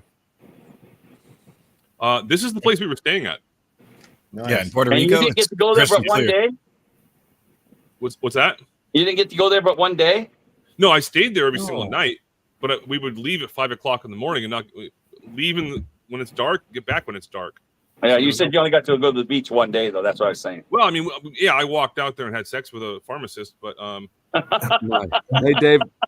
I'm not kidding. I mean, I did that. I mean, I was like, believe you. What? Hold up a second. What's up, Flow State? I just wanted to let you know I just hit an impersonator account of me in your chat. Is that Oh, yeah. that one that I'm comes just, up it's with just you? a courtesy notice to you because I tend to not hide. Is people that the in one that says "By God Heart" on there? No, that was me. The other one that I Okay, just so the other one up there Yeah. that said Yeah. "Blow me, guys" or whatever. Andrew, can I ask you a question? absolutely. Was the power lines underground or in the air? It's a mix. It was a mixed. Crazy. It's most of them are overhead, but back on. Okay, let's not get into electrical, but yeah, it's mostly overhead. I wanted to know about the pharmacist. Where did he work that you had sex with? Oh, fuck you. What are we on San Juan for? He was a anyway? rapper, actually. Bad Boy label is what I heard. What are Well, we this is talking actually about about an hour south of San Juan, so it's not. This isn't San Juan. Do you stay in touch with her at all? No, I talked to her for like 2 weeks after. He's like, "Give me a call." She's like, "You're in Michigan." An electrician. Oh, she was another volunteer. Yeah. She was a Oh, I thought you got a local. What were you guys talking about? That's have no gotta be idea. like I an have abuse no of idea. some sort Harmon of. comes up with some random shit and they just go off with it. I don't know where he comes up with that from. What was What's he that? talking about? Well, I mean, I assumed the same thing that it was a local. Yeah, I thought it was a local that he had sex with on the beach. All right. Oh. No. It was It another seems volunteer. like that would be sort of abusive, like to take. That his was an name. iguana. That was an I- iguana. Don't you remember? Oh no, I'm not big. That one iguana too many pussy, I Mai heard it. Tais. Did you So- miss that day where he said he had on his last day there on the beach he had sex with the pharmacist? Oh, I thought he said the iguana. My bad. No, he was being serious. And I got a so question. I thought I banged her on assumed the it was beach a and then local. twice in the I got a hotel quick question for you. room. Yeah, What's the topic? Why are we on San Juan? I do because it's about hurricanes and this Because is we got me. taken. It was on hurricanes and that took us to So, San Juan. But I yeah, do I'm have a just showing my video. I experience. have a video queued up. I'm going to show in a minute. Yeah. And this is our supervisor allowed us to actually go out. I said, "Hey, I'll buy the entire shop pizza if any places are like even open right now." And he's like, "Yeah, go ahead, take the company or the VA vehicle out there." And I was like, "Yeah, cool." So I bought the entire place pizza. And when I was outside the pizza place waiting for them to make it, there was a line. This line goes way beyond what you can see in the picture. I think there's a little better of view. Whoops, let me go back. So yeah, these people are going into a hardware store that sells backup generators, and they also had like distilled water, dispensary kind of things. You know what the fucking most amazing They were out thing there for about those hours. people is? You know what the most amazing thing though?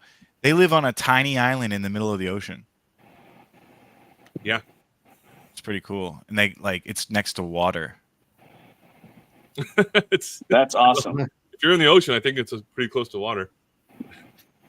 Anyways, there's more photos. These people in North Carolina. It just blows my mind that they get surprised, when this stuff happens. It's like, So look at this one. This is one of those big ass fucking like. So do you think that storm was engineered? That one there? Oh, absolutely. Even the people there that weren't conspiracy theorists. there are I still wasn't- natural storms, though. Yeah. Yeah, Well, but yeah, these but- paths that they follow are just Sure. really Yeah, conspicuous. they're definitely they're Sometimes. guided. What do you reckon the purpose of this was?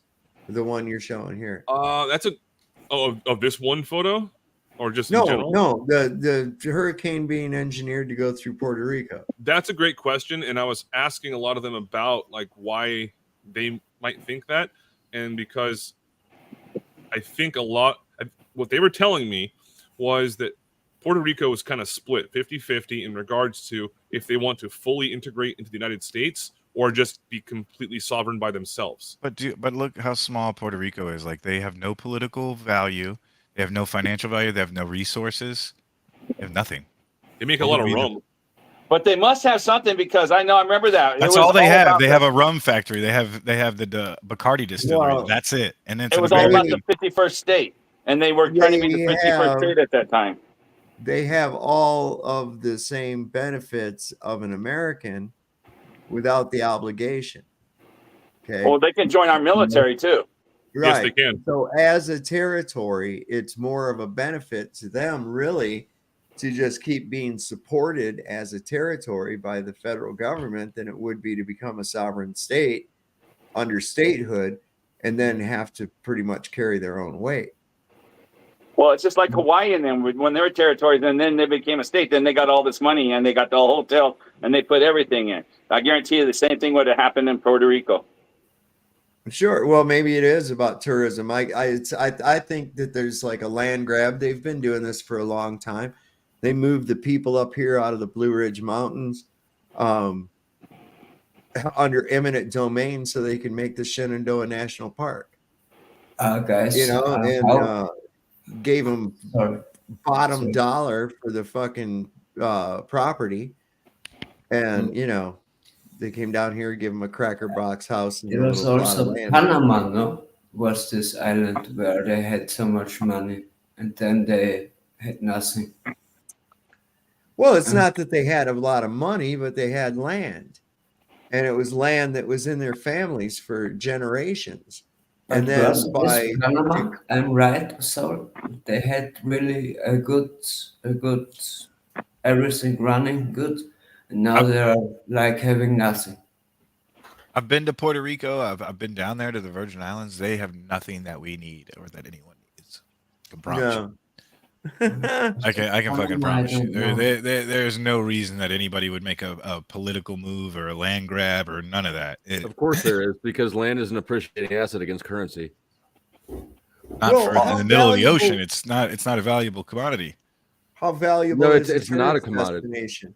How valuable is a tourist destination? I mean, when you're considering it in terms of dollars, right? Your dollars are for sure always constantly losing value rapidly. Of course, land is fantastic.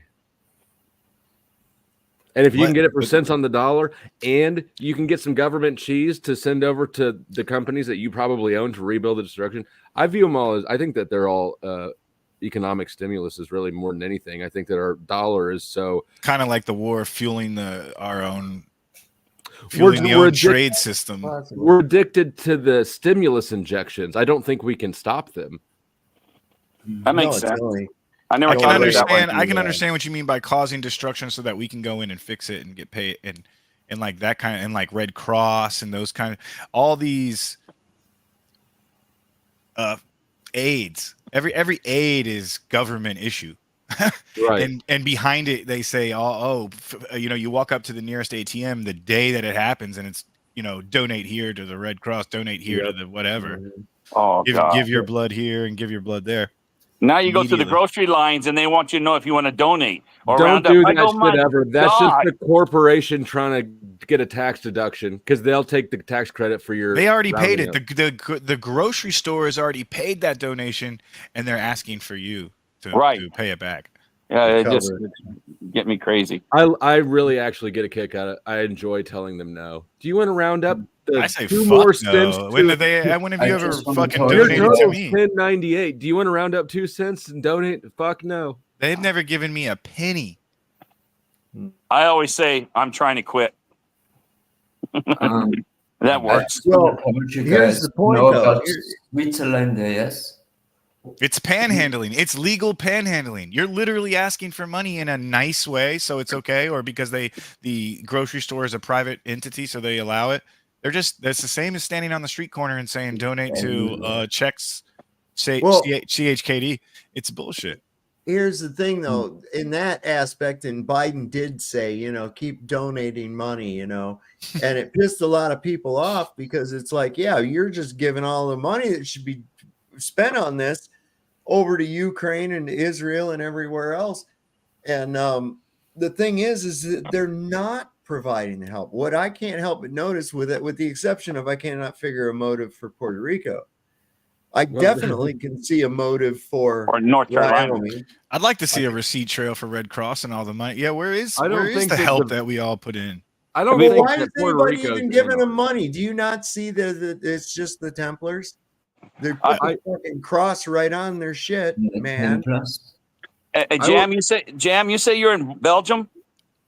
And now I'm from Austria, you know. Austria. So Do they do that in your grocery stores when you go? Do they ask to round up or donations? Everything is a scam, bro. Well, I just want to know if they do it over there in no, Austria. it's like a 2 or 3 class eating, you know, when you go to the grocery. When you like good food, you have to pay a lot of money. And yeah, and it's everything much expensive. So But listen, I not very good. personally know, like, to the money part of this destruction economics, I personally know people who family owns companies that were being paid government cheese to literally take dump trucks full of rocks from Colorado to Louisiana after Katrina and just dump them in the ocean. There's a lot of money that gets generated every little disaster that happens. We had a lot of factories in the past years, but everything is gone. We had much of auto industry, but everything is closed since Corona. Everything is like gone. And that's what that did too. It was the purge, like it was cleansing. It was. And Switzerland is crazy, you know. You know Switzerland. Yeah, worldwide, with exactly. Nazi money and everything. They have so much money. Yeah, they are insane. Well, a lot of currency. Let's put it. How's that the way. farming doing over there in Austria? Was it affected? Farming? Yeah, because we got news over here. It's always about farming over in Europe. Yeah, the good CBD farming. The farmers was getting good money for it when they was growing it, but one political changed everything and destroyed everything. So the farming is not good. It's like only big ones have a chance. The small ones don't have a chance. You know? Hey Dave, we're ready for your North Carolina video. I'm sure. Been waiting for it. Well, you keep asking questions. I know, I do. I apologize. And every time I get ready to play it, you ask another random question. So what color underpants do people wear in Austria? You know, and it's like, oh God, dude. Keep doing it, Harmon. Dave has some of the best irritated. I love it. I love irritated Dave. It's great. It's all right. He plays the old grouchy man card. But Harmon doesn't do this here. Harmon doesn't just do this here. He does it on everybody's channel. Oh my God, I know. It's like, okay. Yeah. And so let me ask you, have you ever had chocolate over there in Austria? If you ever see Dave and his son get frustrated in exactly the same way. So if you ever see the two of them on the same panel getting mad at the same, it's fucking great. It's like Dave and who? Dave and who? His son. Oh, his son. That's fucking great. Oh yeah, they got the same sort of like it's a slow build of agitation, and then it's great. And then they just start making fun of you in this. When they harmonize, whoever they're mad against, yeah. I think because we have some little like extra rights because the Bilderberger makes a lot of meetings in Austria. All right, let's watch the fucking video. Oh, look at Harmon on the ball. Okay, everybody stop the press. Let's go. That was watch me, the video. Andrew. Oh, yeah, okay. That was Andrew. Just when you're interested, there's a video. I went to private chat once. Anyway, this guy, he hauled like $10,000 worth of shit up into the mountains, and this is a harrowing experience. I've seen a war zone, but I'm pretty sure that's exactly what a fucking war zone looks like. Guys, whole parking lots gone. 15-foot sinkholes that would swallow 4 or 5 semis side by side. Houses sitting in parking lots. Houses filled to the top. Can't see nothing but the roof with sand and mud around it. Fucking cars by the hundreds. in trees piled up on top of each other. Semis in the center of the river. I mean, 400 or 500 yards from any given road or anything. Guys, it's fucked. It is fucked. You want to argue with me about our government doing something? I will argue tooth and nail with you because I seen this shit firsthand. Talk to the people. Talk to them. When I got to finally, after the third spot I went to try to drop donations off, because it's not because they didn't want it. It's because they had so much influx of material, they couldn't take it. I found a nonprofit group up there that needed everything. The good Lord up above led me to that place. But I asked one of the guys, he was real quiet, didn't say much, but I started asking him questions. And I finally told him, I said, man, I'm not trying to get personal. I'm trying to figure out how bad this is. What I just drove through was horrible. I said, they're saying just a couple hundred people That's on the a lie. news and social media. Of course. He looked at me and just, his face head kind of drooped, and he started choking up. I put my hand on his back. I said, buddy, we're doing all we can do. He said, I've talked to people and they're pulling people out of houses about an hour. Just they couldn't get out. The water took them in, trapped them in, then the silt filled in. They're there. You go down through there and there's just houses with big X's on them or check marks on them. I don't know what the X's mean. I don't want to fucking know what the X's mean, but I'm hoping the check mark means that they're good, that there's nobody in there. That, I mean, it's fucking horrible. That's called triage, by the way. Every bridge almost is wiped out. Everybody's saying, I'm a one-man band. I'm trying to do all I can fucking do. And, it kind of gets under my skin. People saying, you need to be here. You need to try to get there. You cannot fucking get here and there. It is impossible. Take it from me. I looked at it. I went off a little side street just trying to drop off material, and I went up a road about 2 miles, and I was met with a fucking road that didn't exist no more because of a landslide. It was not there. I had to back about a quarter mile out of there to an adjacent road so I could turn around a 30-foot trailer that was loaded. ATVs, dirt bikes, they're not getting in there. The only hope them people have is our National Guard or somebody with fucking helicopters. You turn off an I-40 and there was like a 15-acre field with nothing but helicopters. And, everybody jokes about, that must be what Nam sounds like.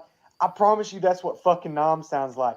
The whole time it was nothing but helicopters coming, leaving, coming, leaving. Helicopters would just be sitting there hovering, waiting for another one to take off. And when these helicopters would land, that little area I seen, they had 3 fucking skid steers coming across wide the fuck open. The helicopter would barely be touching down, and the skid steer would be pulling up right beside it. And there'd be somebody behind them in a buggy, and they would just get out. And one guy would run over there, and there would be a truck pull up with a big ass fucking tank on there, and they'd start pumping fuel. Them guys would start just loading shit. Pilots never even took their helmets off. Just slid the doors open, started packing shit in there, slid the doors back shut. I watched one of them. It took about 10 minutes. And not a single fucking government plane was there. All of those that I seen was all personal. Not the first markings on them. 2 of them looked like old retired Coast Guard helicopters. They were orange and white, but didn't have Coast Guard or nothing on them. Big ass helicopters. Fold out running gear.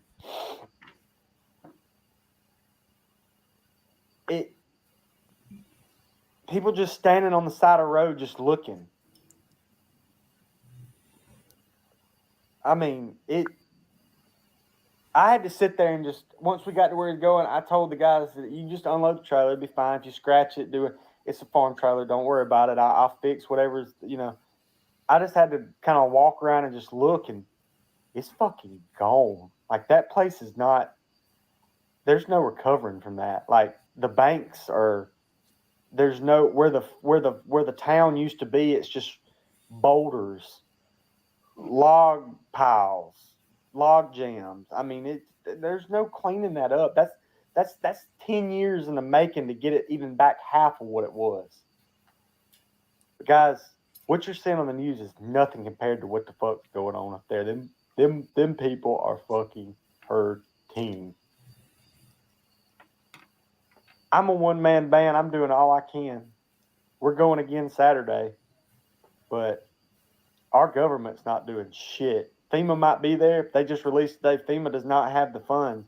We had the funds to fucking help immigrants, but not the fucking own American people. Guys, I'm going to go in here and try to get some bed. I love every single one of y'all. We're going to get another trailer loaded tomorrow and do it all again Saturday. So the donations just keep coming. I'm just tired, guys. I'm just tired. I want to go to sleep. Every time I start to go to sleep, I pull out my phone. I start looking at stuff. I'm like, Hunter, you can be doing something. You can be doing something. You can be doing something. And I'm thinking about, like, what can I go do? What can I go do?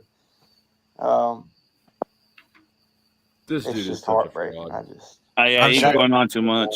I'm sure everybody's got something to say. I just want to throw in, it's clear to me a long time ago, and if it's not clear to people, I think everybody should watch that the government isn't going to be there for you when you need them, man. They're not here to help you. And the reason they don't want this shit out there, the reason they don't want you to know they're not helping, is because it's Biden and Kamala. Yeah, and I'm from Austria. I must say you have the really big military complexes. So normally they could help. All right. You guys know what the October surprise is supposed to be?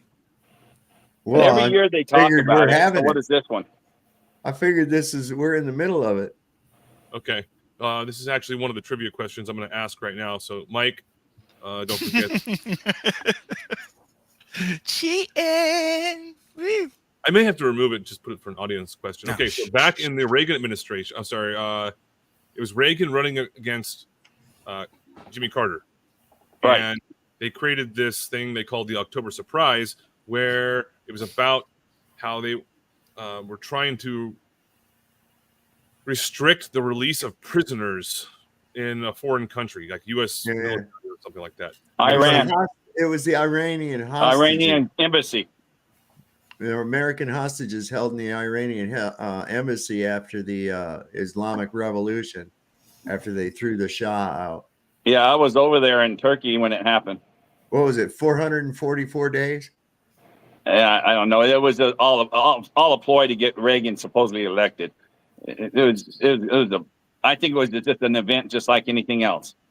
Right. But that's the point is, I believe that's what's going on right now with this. It's not a hostage situation. It's a crisis situation. Yeah. Okay.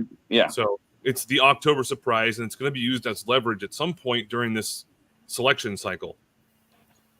Just to get people all rallied up, like watching a soap opera or something. But yeah, either way, establish that video we just watched is fraud. If Biden and Harris don't make a big push to like help out or pretend they helped, I'd be surprised. I'd be surprised if one of the campaigns doesn't like use this as a way. It's just like shaking babies, holding babies and kissing ladies, like going out and like shaking hands. Like they have to do something. They're going to take advantage of this. Did you slip a shaking babies in there? Yeah. Was it you, Andrew, who said this is the October surprise, or was that Dave? I think so. Yeah. Well, I didn't even know there was another hurricane coming in until Dave had mentioned it earlier. What's it called? Yeah, there's another one Milton? forming. Milton, yeah. Milton is coming, and in 3 weeks from now. No, it's supposed to form up, hit land like by Wednesday. Yeah, Wednesday, Florida is supposed to hit. Holy shit! They're trying to wipe Florida off the map. They just missed last time. It's coming from the Gulf of Mexico, and it's going from the Gulf of Mexico. Is hurricanes. It's hard to hit other states. Didn't this one here that just whipped out through there? This is why I ask if it's natural. Like, can we all just like take a bird's eye view look at America and see that it's all been carved out already over hundreds and thousands of years? Here's the thing: there's people saying the Gulf of Mexico. It's a big circle carved out by hurricanes. The Florida, it's a peninsula carved out by hurricanes. That actually is a kind of a valid point. What were you saying, Dave? people have said that live in those areas down there have said that they've lived there their whole life and never seen a hurricane form in the Gulf. Right. And that's really odd. So not only did this last one, Helene, form in the Gulf, this next one, Milton, is forming up it formed up in the Gulf. It's supposed to hit by Wednesday. But the anomaly is forming, right? Not hitting. No, it's gonna. Because I've been in Florida when we had to evacuate because there was a hurricane incoming in the Gulf, but I don't know about where it formed. It formed off the coast of Africa, and usually that's where they all come from. And then it went down there in the Gulf, and it circles around like that guy was just saying. It formed it, and it kicks it back out. Where is that? It's like if you notice, like Air Force bases and military bases are strategically placed where no natural disaster will ever hit. Like it's just a bird's eye view of literally what's going to happen next. You can see what's already happened. Like I don't know about the specifics, but I agree with your point. Like broadly, it does behoove people to step back and out of the sort of paradigm they're in and look at things again. Right. Yeah, I totally agree with that. This video is by Andrew's brother. This guy looked. When I first saw this dude, this guy in this video. When I first saw him, I was like, "That's Andrew," and I was like, "Oh no, it's not." That's a prepper guy. He does, doesn't he? Doesn't he look a lot like you? That's actually something I do want to talk to people about in regards to actually prepping for situations like this. And the reason I'm going to bring it up is because I do have a pretty good amount of experience in regards to knowing how to prepare for situations where you're going to be fucked if you're not ready. Mm-hmm. And a lot of people say, "Oh, you're a prepper." I'm like, "Yeah, I've got 20 gallons of spare water. I've got emergency food. I've got propane tanks. I've got, I have a portable generator. I have Patriot preparedness. I've got 17 gallons of premium fuel, for my car, and like all military gear, personal defense and all that kind of stuff. But I'm prepared to stay at home. I can just unless the roof got ripped off or something, I'd be kind of fucked. But you said premium fuel, and I think it's worth pointing out to people who don't know this because it does not have ethanol in it. So premium fuel will not expire. Lower grade fuel will expire. If you don't have Noah's Ark or a mini version, you're fucked. But yeah, I think it's a very good idea. And at some point, I'm probably going to put out a video, even though the guy Richie from Boston, I know a lot of people have some issues with him or whatever, but he does a lot of really great stuff in regards to actually being prepared and knowing your routes and what you should have in your car, like flares and you got to be ready for this kind of shit. Because in California, if all of a sudden we have another 1989 earthquake, that place is gonna be fucked. Oh yeah. But people see why are Americans? Why do we wait until the last second? We don't care. We don't care. We know it's coming, but we don't give a shit. We'll just wait till it happens, and then everybody will be up in fucking in chaos. Oh no, the government will take care of you. The government will take care of you. Yeah, the government will show up, right? That's why we all don't care. It's because fucking Kamala will fly down and take care of everybody. And guys, how much time before they are telling you about this, about the hurricanes? Say that one more time. He says, how much warning do you have for the hurricanes? Yeah. Sometimes a week, sometimes. I bet you nobody here in this chat knows what happened to Acapulco at the same time. They had a Cat 3 was talking about it. They had a Cat 3 hurricane. Last year, 1 year ago exactly, they had a Cat 5 hurricane. No warning. No one was warned. No one was warned. What? Why do you think that we should be warned? What do you mean? I mean, they didn't tell you there was a hurricane forming out in the ocean coming to your place. That kind of warning. What year? Last year and this year, both years. They had it. See, people don't even know they had it. They just almost took Acapulco off the map last year. Well, I'll tell you what, man. It's painfully evident they want people to die. This is for real. I mean, there's no other way to put it. They want people to die. This one's coming up. This is Milton. Now dig this. So today we're going to talk about Hurricane Milton. And I think this is really important. There is a hurricane forming that is heading towards Tampa. This has not happened since 1921 and 1848. And it was a historic storm. And we're going to talk about that today.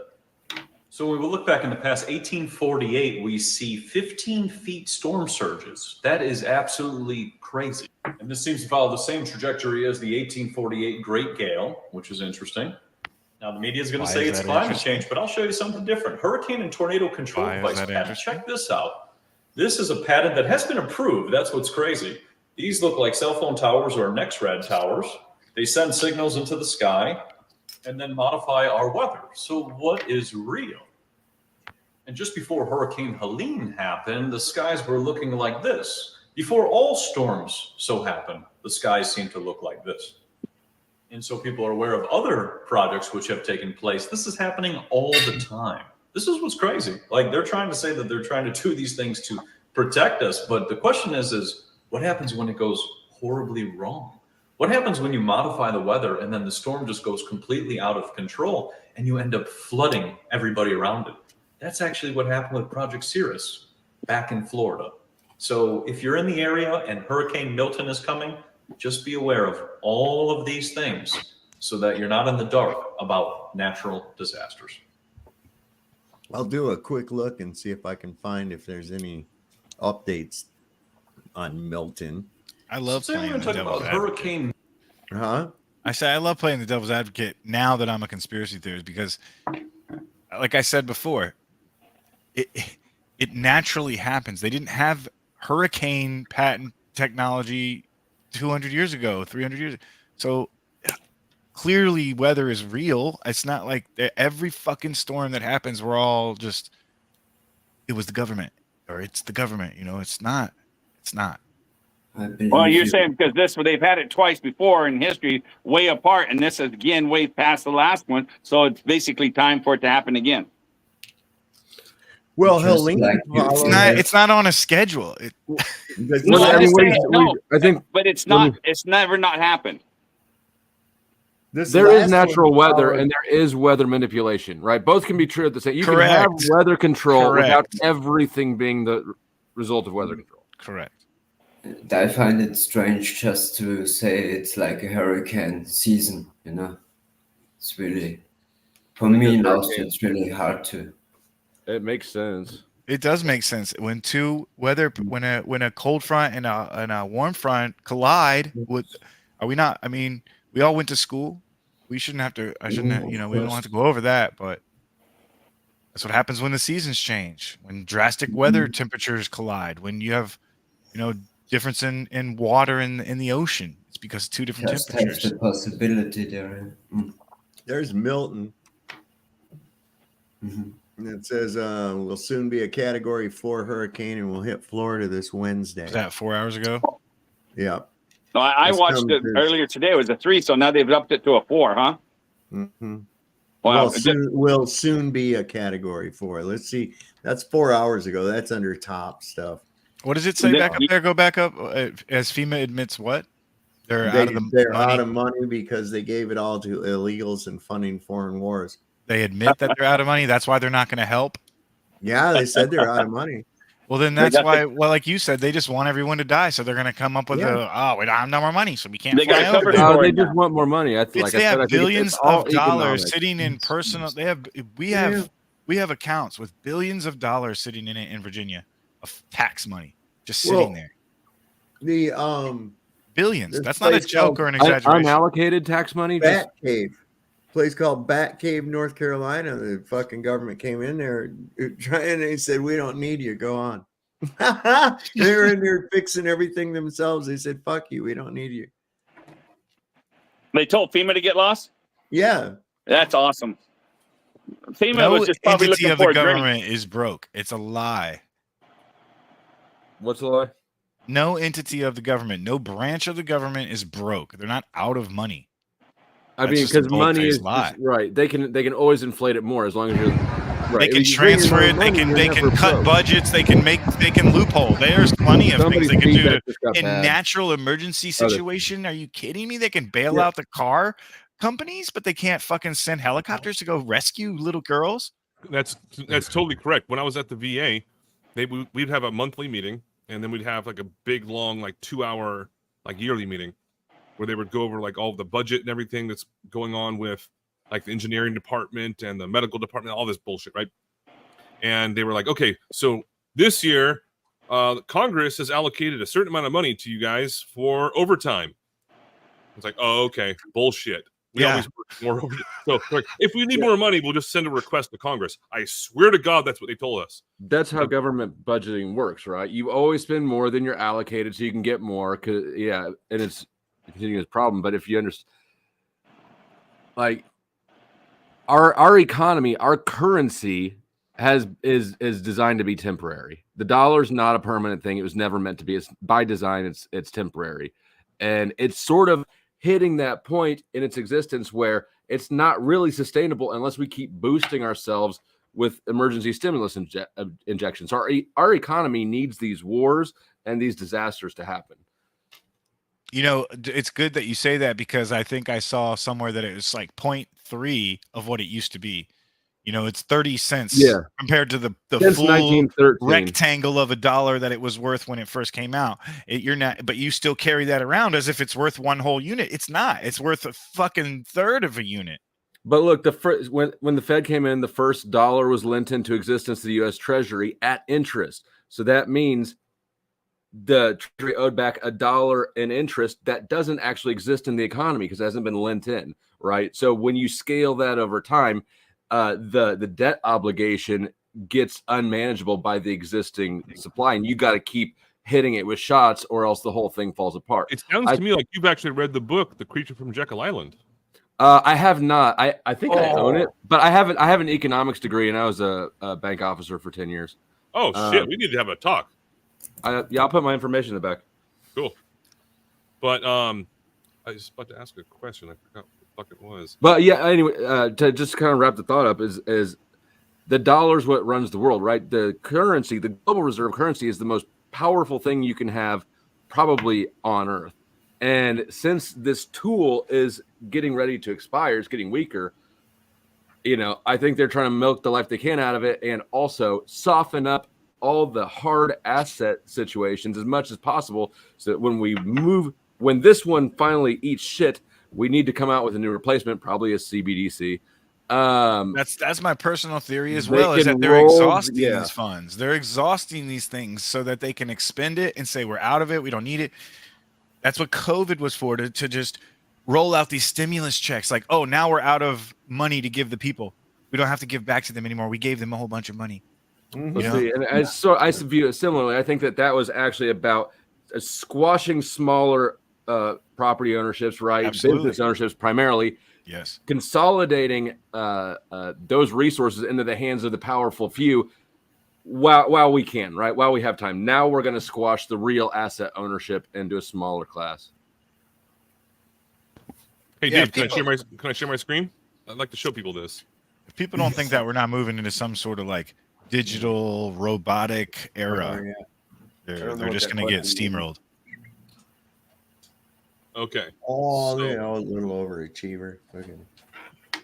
I did fast forward through part of the video only because it's like, I'm not going to have people sit through 12 minutes unless you want to. But either way, if you want to see this, let me play this.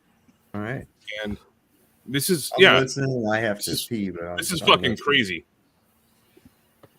So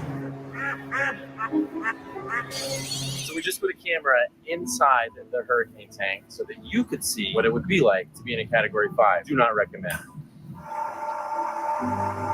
You've got a big red button here. Yeah, that's our emergency stop on the wave maker. Let's make a hurricane. It's starting to kick up, yeah? Yeah, we're starting out here with just wind, and then as we get up to full wind, we're going to turn on the waves too. I think it's going to get pretty hard to hear us here in a minute. I'd be like, let me in.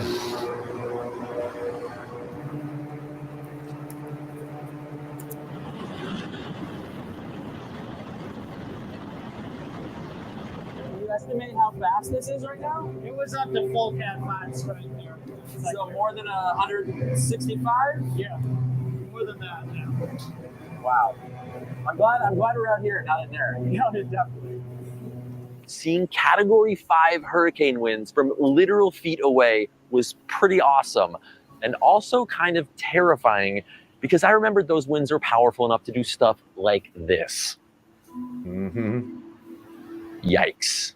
One of the key gaps in hurricane prediction has been the intensity. And that can be a huge problem if something like this happens.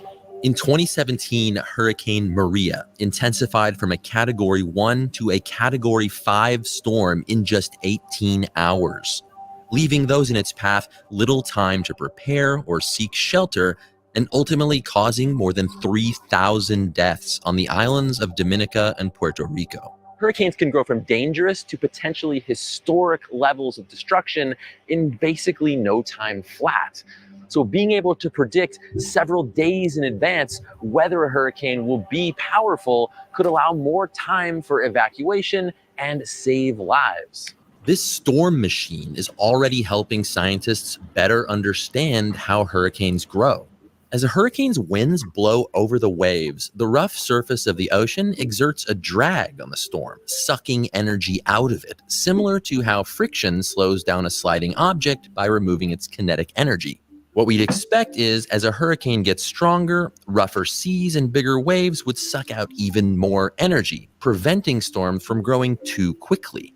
But what they've shown using the hurricane simulator is when wind reaches a certain high speed, that drag levels off and stops slowing the storm down. When you blow the wind, it makes these huge waves. The energy that was in the wind went into making those waves. As the winds get really intense, you might get the wind not really interacting as much. It almost feels like if I was in a car and I started going really fast, that all of a sudden my tires would stop sticking to the road as well as they did when I was going slowly. Yeah, exactly. That's a good way of looking at it. And all of a sudden the friction just disappears on your tires. And As soon as you hit 60 miles an hour, it's like, oh, the road turned to ice. And then Findings like these are already helping scientists create more accurate models that can predict earlier and more accurately when hurricanes will rapidly intensify.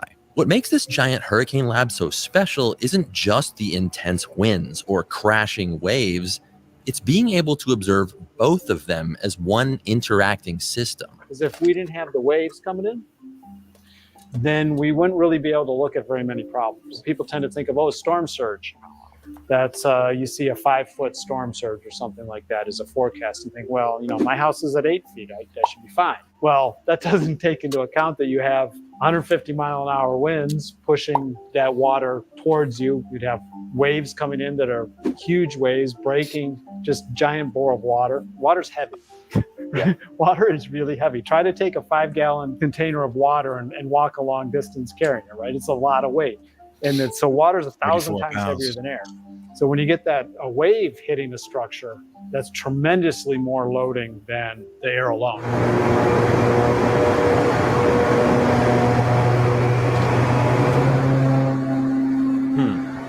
Despite some pretty far out ideas ranging from using bubbles to cool the ocean to dropping literal nukes into the eye of a storm, it's probably impossible to stop a hurricane. But we can use engineering to make things more resilient and even turn to nature for inspiration. You see, before all this was here, coastlines like this were covered in mangrove forests and healthy coral reefs far offshore, both of which are nature's two best ideas to minimize the impact of hurricanes. So in addition to restoring those natural defenses, engineers are using them as inspiration for things that we can build ourselves. So these are sea hives. They're called sea hive because they look like beehive, right, with these little holes. And they're designed to be artificial breakwater so that the waves will break offshore on these sea hives, like a few miles offshore. It will make the energy dissipate so that the waves are weaker when they reach our shoreline. So we're That's all he has by to say. these They're structures. just baffles. It comes down to this. Our planet is getting warmer and warmer, and so are our oceans. And that's creating the potential for... And that's where I'm going to stop that fucking thing. Oh, it's getting warmer. We need more money. Look at his face. You need to eat some bugs. He said planet. Oh, I got pissed off real quick. So they build artificial reefs. Much chemtrails. Well, anyways, I was just showing that to you guys because I had never heard of that until basically this week when I looked up like hurricane machines, and that's the only one I could find on the internet. And ironically, they were talking about the same one that I was in, well, at the aftermath of in Puerto Rico. But yeah, you can't survive that kind of shit. 170-mile-an-hour winds, you're fucking done. It's like pray to God while you're still alive. Yeah, we had some fucking winds come through here. Yeah, I was going to actually ask that to you and Mike, because the hurricane, I think, went like, kind of like right in between you guys, right? It was a little bit south of where you're at. Man, I live at the ocean. I live at the beach, and that's what I'm saying. I live right next to the largest naval Air Force and Navy base there is. And you're in Guantanamo Bay, the largest Navy base. No, Norfolk on the East Coast. I was stationed there. But it's amazing because if you live here, you realize, like, I live in this little area. Like, when storms come and they warn us and everything's gonna flood, nothing happens every single time. I'm like in this little sweet spot. It's very strange. And I've looked at future maps also, and for some reason, some of the sea level spots aren't covered in this future flood map, right? Right. And you're like, wait, what? So I dawned on me to start looking into where the military has picked real estate, you know. So yeah, we got a lot of rain. We got a good amount of rain. When it first started coming down, I was on a stream with Flatsoid, and I looked outside, and it was like I couldn't even see the trees on the other side of my backyard. I was like, what the fuck, man? And then it was kind of like going sideways.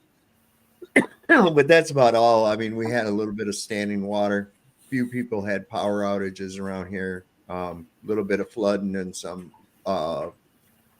areas down close by the river. The river was up pretty high, but nothing like what these people. When we have problems with water, is almost with the rivers every time.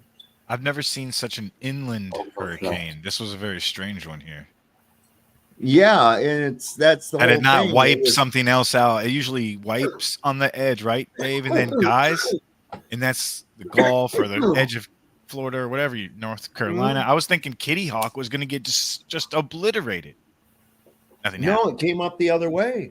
Yeah, I'm That's like, the what? whole thing. I was so confused. I'm looking. I mean, 2,000 feet, Mike, 2,000 feet above sea level.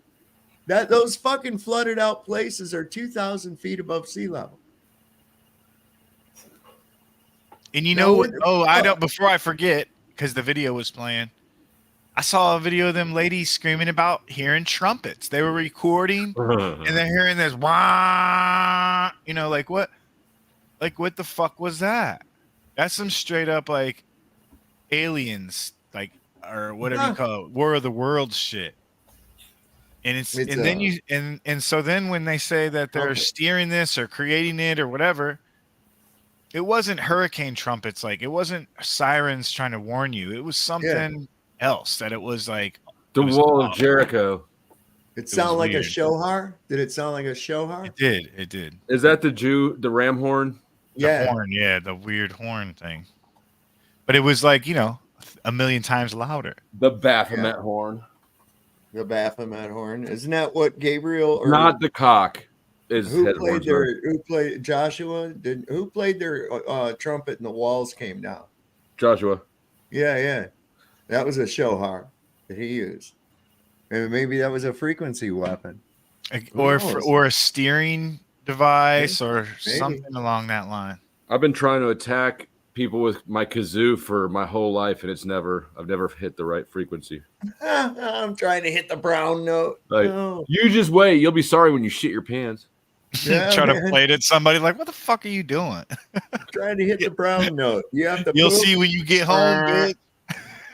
Hey, have you guys ever heard of or seen the video? It's real short of the artificial rain clouds simulator. Yes. That NASA owns. Yes. Yeah, they own that. They got a bunch of those. They're all over. NASA, they're huge clouds. Huge. I've only seen one. Yeah, they've reproduced those. They've put them all over the place, man. This is pretty scary. Watch this shit. To use it, you just put the glasses on. Then as you walk by people, the glasses will detect when somebody's face is in frame. This photo is used to analyze them, and after a few seconds, their personal information pops up on your phone. Let me get those glasses, bro. Oh, You can hi, see ma'am. everyone's Wait, like are card you numbers. Betsy? Watch. Oh, okay. I think I met you through like the Cambridge Community Foundation, right? Yeah. It's great to meet you. I'm Kane. Oh my gosh. Do you happen to be the person working on like minority stuff for like Muslims in India at all or something? Really? Are you Kashif? Yes. Oh, I've read your work before. It's super cool. No, this can't be real. We stream the Come on. video from the glasses Of course it's straight real. to Instagram and have a computer program monitor done the that stream. like 10 years We ago. use AI to detect. Wait. He tells how it works, man. Watch. Hold up. Go back a little bit. Yeah, he's like, yeah, man. He's yeah. It goes through a whole little fucking thing. It goes. If this is in real, I'm gonna get a Facebook- lot of pussy real fast. Yeah, exactly. No doubt, Really right? uses my There's advantage. many nefarious things you could do. And you know that everything like this is going to be used for nefarious purposes. Scammers Everything they ever exist, come up bro. with, they do. I Oh, mean, yeah. the first thing when a new technology comes out with, they're always like, "Oh, that's really a cool energy source that you found. How can we kill people with it?" You know, I mean, that's the first thing they try to figure out is how can we kill people with this? You know, can we turn this into a weapon of some kind? Well, yeah. If this is real, I would definitely say that, and it's being released to the public first. There's a reason. There's a couple companies doing this right now. Well, they're it's all in a tied- race to do listen. virtual, or excuse me, augmented reality. Everyone's in a race right now to do augmented reality, to where the world interacts with you through glasses and you don't have to do anything. That's what the Neuralink is in a race for. That's where Meta is in a race for. Trust me. Well, They're all in a race what for it looks like they've done here, and you'll see by the way he tells how this works, is he's taking the shit that's already there, LinkedIn, Instagram, all that shit, using AI, which all this stuff already exists, and compiling that together to where it'll randomly take people's pictures and get information on them like instantaneously. And what they're not showing you too is I'm really into this kind of stuff, and most of the time they'll have a cord going from the glasses down to their pocket where an SSD is, an extra drive with maybe a faster processor and these kinds of things. So yeah, they might not be doing it solely off their glasses, but the project is that the viewing technology be on your face. Okay, that's what they're working on. Here's what's scary. They already have this. Of course. Okay, this is what China, you're they're like, oh, look at this new technology that could be consumer.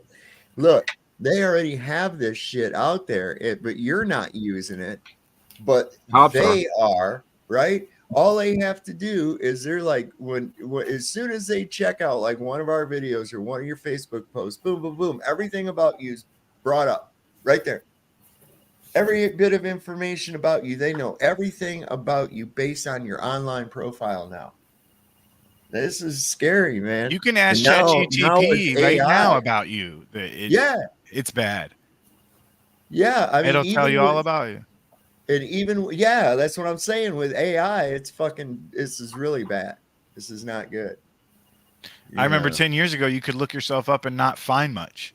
Yeah. No, but I've seen videos that show just straight up cell phone patterns or GPS patterns that can tell you what kind of the AI can figure out what kind of profession you have, because it knows what building you go to. And it knows how long you're there. It knows which room of the building you're in. It knows when you go to the bathroom and how long you're in the bath. It knows everything about you based on simple travel. You mean China or in USA already? Oh, now, just by your phone. Just Listen, by your phone. they got this in USA now. Oh, absolutely. Okay. Facial I believe recognition. in the phones, shit. of course. They've got it hooked up in the stadiums. If you go to buy a ball ticket, Jaron was showing me one night that where he went to get a ticket. He bought a ticket Weirdest online, thing, man. And then all he had to do, he just showed up to the gates, and there his picture came up on a fucking screen showing his ticket and let him go in. I mean, what? Yeah. It's the same as the glasses. It's the same thing that you just showed us, but just less compact and on a kiosk. Yeah, I'm yeah. saying the same as the kiosk. He's just got it on his head, and it's telling him extra information. I saw where there's some airport security that uses that, where it's like if you're pre-approved TSA, the little kiosk recognizes you and will allow you through. Shows your picture on the screen and allows you in. And if this kind of technology is new to you or kind of blowing you away, then you're way behind because this stuff is happening, right? Like it's here, it's already being used. It's not just new and like, oh, these Harvard students think they might invent something. No, it's already being used. Listen, I've always said this, if you know about it, it's already been around for about 15 or 20 years, and there's something newer that they're using. So, like for instance, I often like to point to the Stealth, the F-117. It started out as a conspiracy theory. Then it started out as kind of a rumor, and most people didn't hear anything about it. And then when the Gulf War came out in the 90s, then it was brought out mainstream. The F-117 Nighthawk Stealth. It's invisible to radar. Shit, they'd had it since the 70s. Why did they let you know about it? Because they already got something better. And that's what I'm saying, the thing with this. Because now, I mean, I think that these fucking things can read your mind, man. Because it used to be bad enough you talk about some kind of a product and it shows up in your ads and shit on your phone, right? I'll just be thinking about something and it pops up in my shit, man. So I've never had that happen to me. The first one where you say something all the time. Facebook Messenger was the worst. If I had it installed, immediately would be getting ads. If I uninstalled it, that shit would just turn off. This was years ago, but I've never had the second thing. I think you're finding what you're looking for. All right, I mean, so quick. Like immediately after I'm thinking about it, it's like, whoomp. It happened this the other night. I'm trying to remember what it was. The wife was sitting there. This is so fucking weird. I can't demonstrate that you're wrong and I'm right. I'm not trying to do that. I'm just suggesting that people be, everybody here is very skeptical of official narratives, but we don't use that skepticism on our own, mental biases nearly enough, in my opinion. I don't know, man. I just thought it's happened. Once would be one thing. Twice it'd be kind of a coincidence, but multiple times where I've had that happen. Now, definitely with the thing talking all the time. And that's really weird too, because even my TV, my Roku TV does the same thing. I get like commercials and shit and ads. Well, like if you're scrolling through something and you see something and then you think about it, don't forget that you scrolled through it and then that the computer, the algorithm is so deep, it knows how long you stared at it. It knows how long all the things. It knows all the things. It knows what color you like. It looks at how your eyes dilate and for everything, sure. man. For sure. It knows if you cry. It always wants to give me the fucking sappy ones because I cried once. It knows that I cried. They're like, here's another one. You're a pussy. I'm just kidding. But it does happen. I don't know. I think that this shit can do so much like crazy fucking scary shit that we don't need to overextend reality, right? We don't need to help it out more. It's already freaky. I just put in the comments a link to Clearview AI. If people aren't familiar with that, look into it. It's been around for years. Lots of law enforcement agencies use it. But like, if you take that and connect it with the fact that all of our kids now go to school on laptops that is connected to Google and Microsoft, and those companies, by the time kids are graduating high school, have complete profiles on all these kids. Like, it's just, bam, we're predicted that fast. Yeah. Well, this gets worse. Listen to how this thing compiles this, and then you can get, and as you're talking about AI, this is what's involved right here. So here's how it works. We stream the video from the glasses straight to Instagram and have a computer program monitor the stream. We use AI to detect when we're looking at someone's face. Then we scour the internet to find more pictures of that person. Finally, we use data sources like online articles and voter registration databases to figure out their name, phone number, home address, and relatives' names.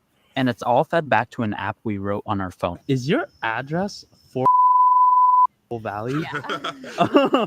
Atlanta, Georgia, 303. Is oh my God. Yes. Not anything, but yes. Also attended Yale's Young Global Scholar Summer Program, right?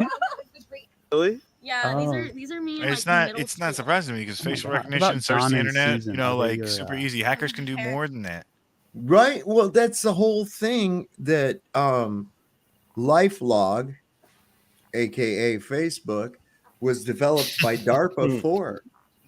I mean, the day that the one went offline, Facebook went online. And the whole thing was, it's like, look, people are resistant if you ask them questions, if you interrogate them, right?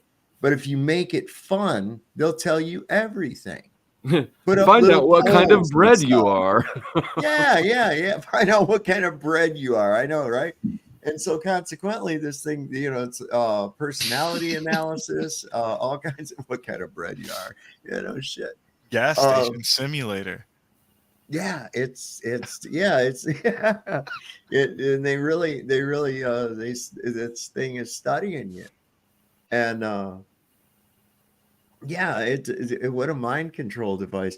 But with the people, you know, will voluntarily divulge all kinds of information, including, you know, what foods they like, what they eat. The and thing shit. is, They though, put- here, like, so, but then, like, we do have this amazing age that we're in where the transfer of information is instantaneous. And without which, I mean, I don't know what's worse, the TikTok retards or this instant exchange of information, because it all had to happen at the same time for some reason. double-edged sword, bro. We didn't get Double-edged smarter. We should have gotten smarter. What's a double-edged sword? You know what I'm saying? I think in some respects, I can understand why some of these secret societies and things keep certain knowledge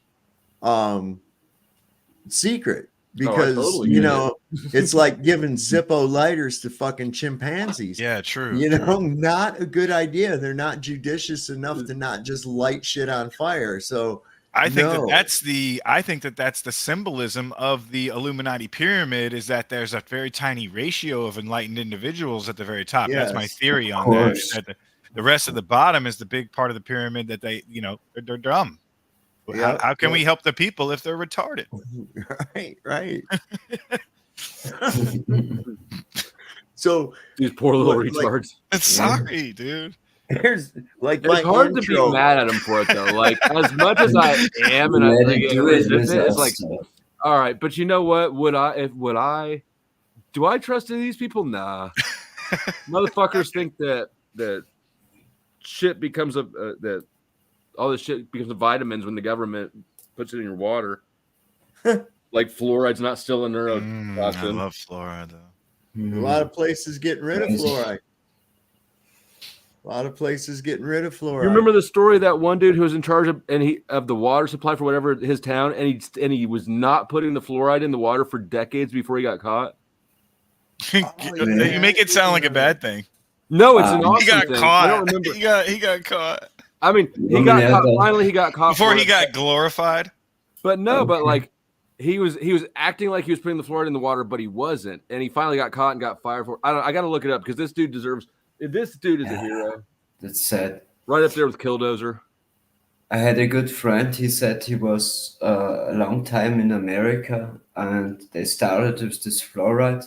Then he was 10 years in another country. He came back, and he really noticed how the people changed. Yes, he was telling me like this. Yeah, he really noticed the change. When was it? When was this exactly? About 5 years ago, he came back. So I think that like I noticed when they implemented mask mandates that I had been living for 30 whatever years around complete obedient morons, and I just hadn't realized it. All right, so I don't know if things have changed or Mad just Mac in the chat sounds like he took 10 boosters, dude. Sounds like he's got extra fluoridated water to me, Good bro. God, dude. Right? and mercury is good for you too when it's shot straight into your babies. Oh my Yeah, God, that's right. Well, technically, there's actually multiple types of fluoride. So the ones the dentists give us, and the stuff that is in green tea, I think that's actually the healthy type. But the stuff they put into the actual water, that's a different type of fluoride, which is basically poison. Yeah, it's fluorosillic acid. And Yeah, there's different types of just the idea that you would medicate an entire population with no concern for doses, scaling the dose to your weight is absurd. I don't think I need it at all. If I needed it, it would be in nature.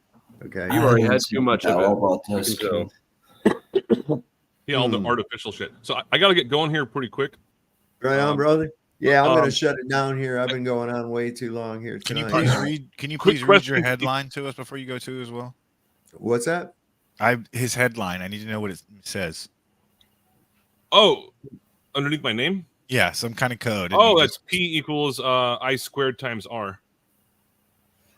That's how you make meth. That's the formula for meth, isn't it? Oh, okay. No, it's Ohm's law formula for electricity. It's power equals that good shit. That good. Amperage squared times resistance, and that equals power. Thank you for that. What amperage? I know what you're talking about. It's the mass of the ass times the heat of the meat is equal to the angle of the dangle. Okay. My question for you guys, I'd love to hear like a quick little response. If for some weird fucking reason they said you're the next president of the United States and you're getting sworn in, what would be the first thing you would do? Oh, I can answer that. Say the fuck I am. Can I opt out? I would sign an executive order abolishing government. Right. With a clause that says that it can never be reformed. And then I would quit. Without who would enforce that? And no double stampies on a single stampy. That's right. So did I right? On the 5th of November, it is done, the election. Yep. They got the selection in November 5th. November 5th. Yeah, they've already selected Trump. It's pretty much clear to me. It's just like, yeah. I don't really give a flying fuck who is president, but it's what not going to be good. if- I would ask for 100 more wishes. You guys are stupid. What if they just pull the same shit they did the last time and jerk the football right out from in front of all the Charlie Brown MAGAs running up there and say, oh no, Trump, we had a surge of votes in the middle of the night for Kamala. Kamala's the new president and shit, right? And then that'll give them a reason to Storm the create rebellion, or like storm the Capitol building. Yep. What a nothing burger of an event. Insurrection. And we'll have what's his name? Patriot Bill. I don't know who's gonna. The guy with the fucking Patriot face and the bull horns. Oh, the shaman. Yeah, The shaman? they got caught at like the other rally. It's the QAnon shaman. Right. The plant. Yeah. The crisis actor. Hey, what you remember? Oh fuck! I was just talking about him a little while ago. That guy dude the dude used to come on here and God, what's his name? I don't know. I just talked about him a little bit ago. Fuck. I know who you're talking about already. Tell me. God damn it. Somebody in the chat help us out. Who was the guy that was at January 6th? Oh my god. They used to come on where? Eric. Yeah. Eric. Yeah, Eric. And Eric was like in that photograph of the QAnon shaman and a couple other guys standing there talking to the Capitol Police in the Capitol building. Oh yeah, shaking hands and shit. And he's the only one out of that whole picture, besides the cops, that wasn't in prison. He wasn't in jail. He was on this show. He was several times. Yeah. Eric. And always talking about China and shit. I mean, he was a nice enough guy and everything. He was kind of annoying. There was something that bugged me about him. But no, he never did explain that, and he just kind of disappeared when that question kind of got surfaced. Yeah. He had a channel too. I wonder if that's still around. I don't know, man, because he sent me. I'll have to dig that picture out because he sent me a picture from the newspaper of that, with that on the front page right there, and you look, and sure as fuck, that's Eric standing there, man. And I was like, oh. Look, I was a Proud Boy at the time, and I didn't go to January 6th, but I can tell you that everybody who went there got picked up, and they got picked up in a big fucking way. See. Yeah, I did. Except Listen, for the almost one guy went, who was a Fed. I almost went down there just to see what was going on, but I was like, I was like, I was apprehensive. I was like, no, there's something that don't feel right. I'm not gonna fuck around with this. It was a I don't even honeypot. wanna be there. Yeah. You know what really sucks about that day? What's that? You know what really sucks about that day? What's that? It's my birthday on January 6th. Oh no! Did y'all ever see the video of the girl like rubbing onions in her eyes from that video? Oh no, but She hey was- Mike, she was- check your Telegram messages in a minute. I'm going to send you a little message about the trivia. Thanks, man.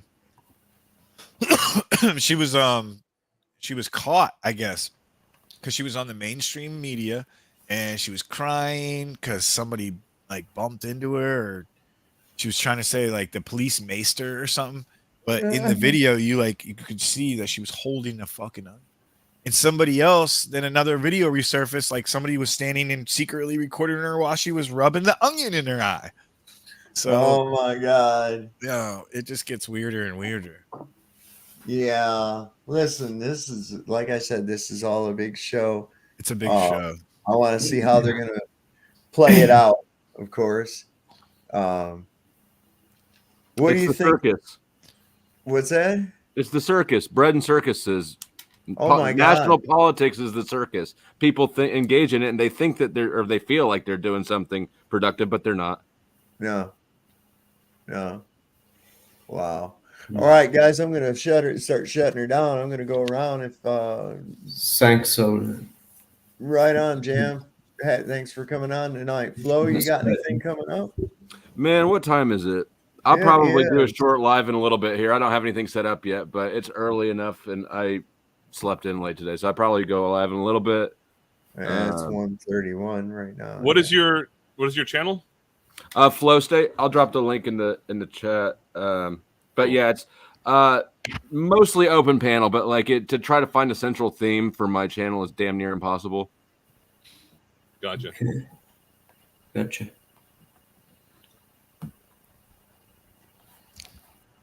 Good talking to you, homies. Y'all know who I Hey, am. good talking to you too. Peace, peace, Right peace. on. Yeah, it was great. Thanks, Good Phil. talk. Thank you very much, Dave, for allowing all of us to come on and chat with you for a while. And, Right on, brother. You're the only other one here that's been in the trivia, aside from Mike's going to be. So, Oh yeah, it's a lot of fun, man. I had a good time. yeah, great times. Oh, and I won. So yeah. All right, did I'm very, out very too. well. All right, Good gentlemen. luck with your Till next chemo, and hopefully your shit grows back. Oh, it will. It's coming. All right, and salute to the chat. See, it's a little bit there. Go. Yeah, no, I It's don't white. see anything. but It's white. It's white. Yeah, That's why. you're probably just old. That's why it See? looks like there's nothing there. See my hair? Look how white my hair is, man. At least it's still there. Yeah. All right. I got a good head of hair, but All right, later. All right, guys. All right, everybody. Thanks for showing up tonight. I want to thank everybody that showed up in the chat. And oh my God, let me see. Let's see what we got. Stay safe and prepared. Yeah, man. This ain't over yet. This other hurricane coming up. This is probably going to be a problem. Yeah. Yeah, y'all keep your eyes peeled on that.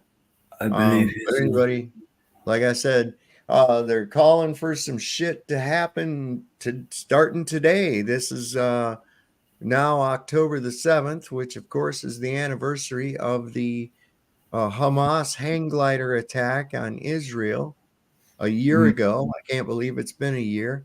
So they're saying that they're going to pull some false flags, or could be some terrorist activity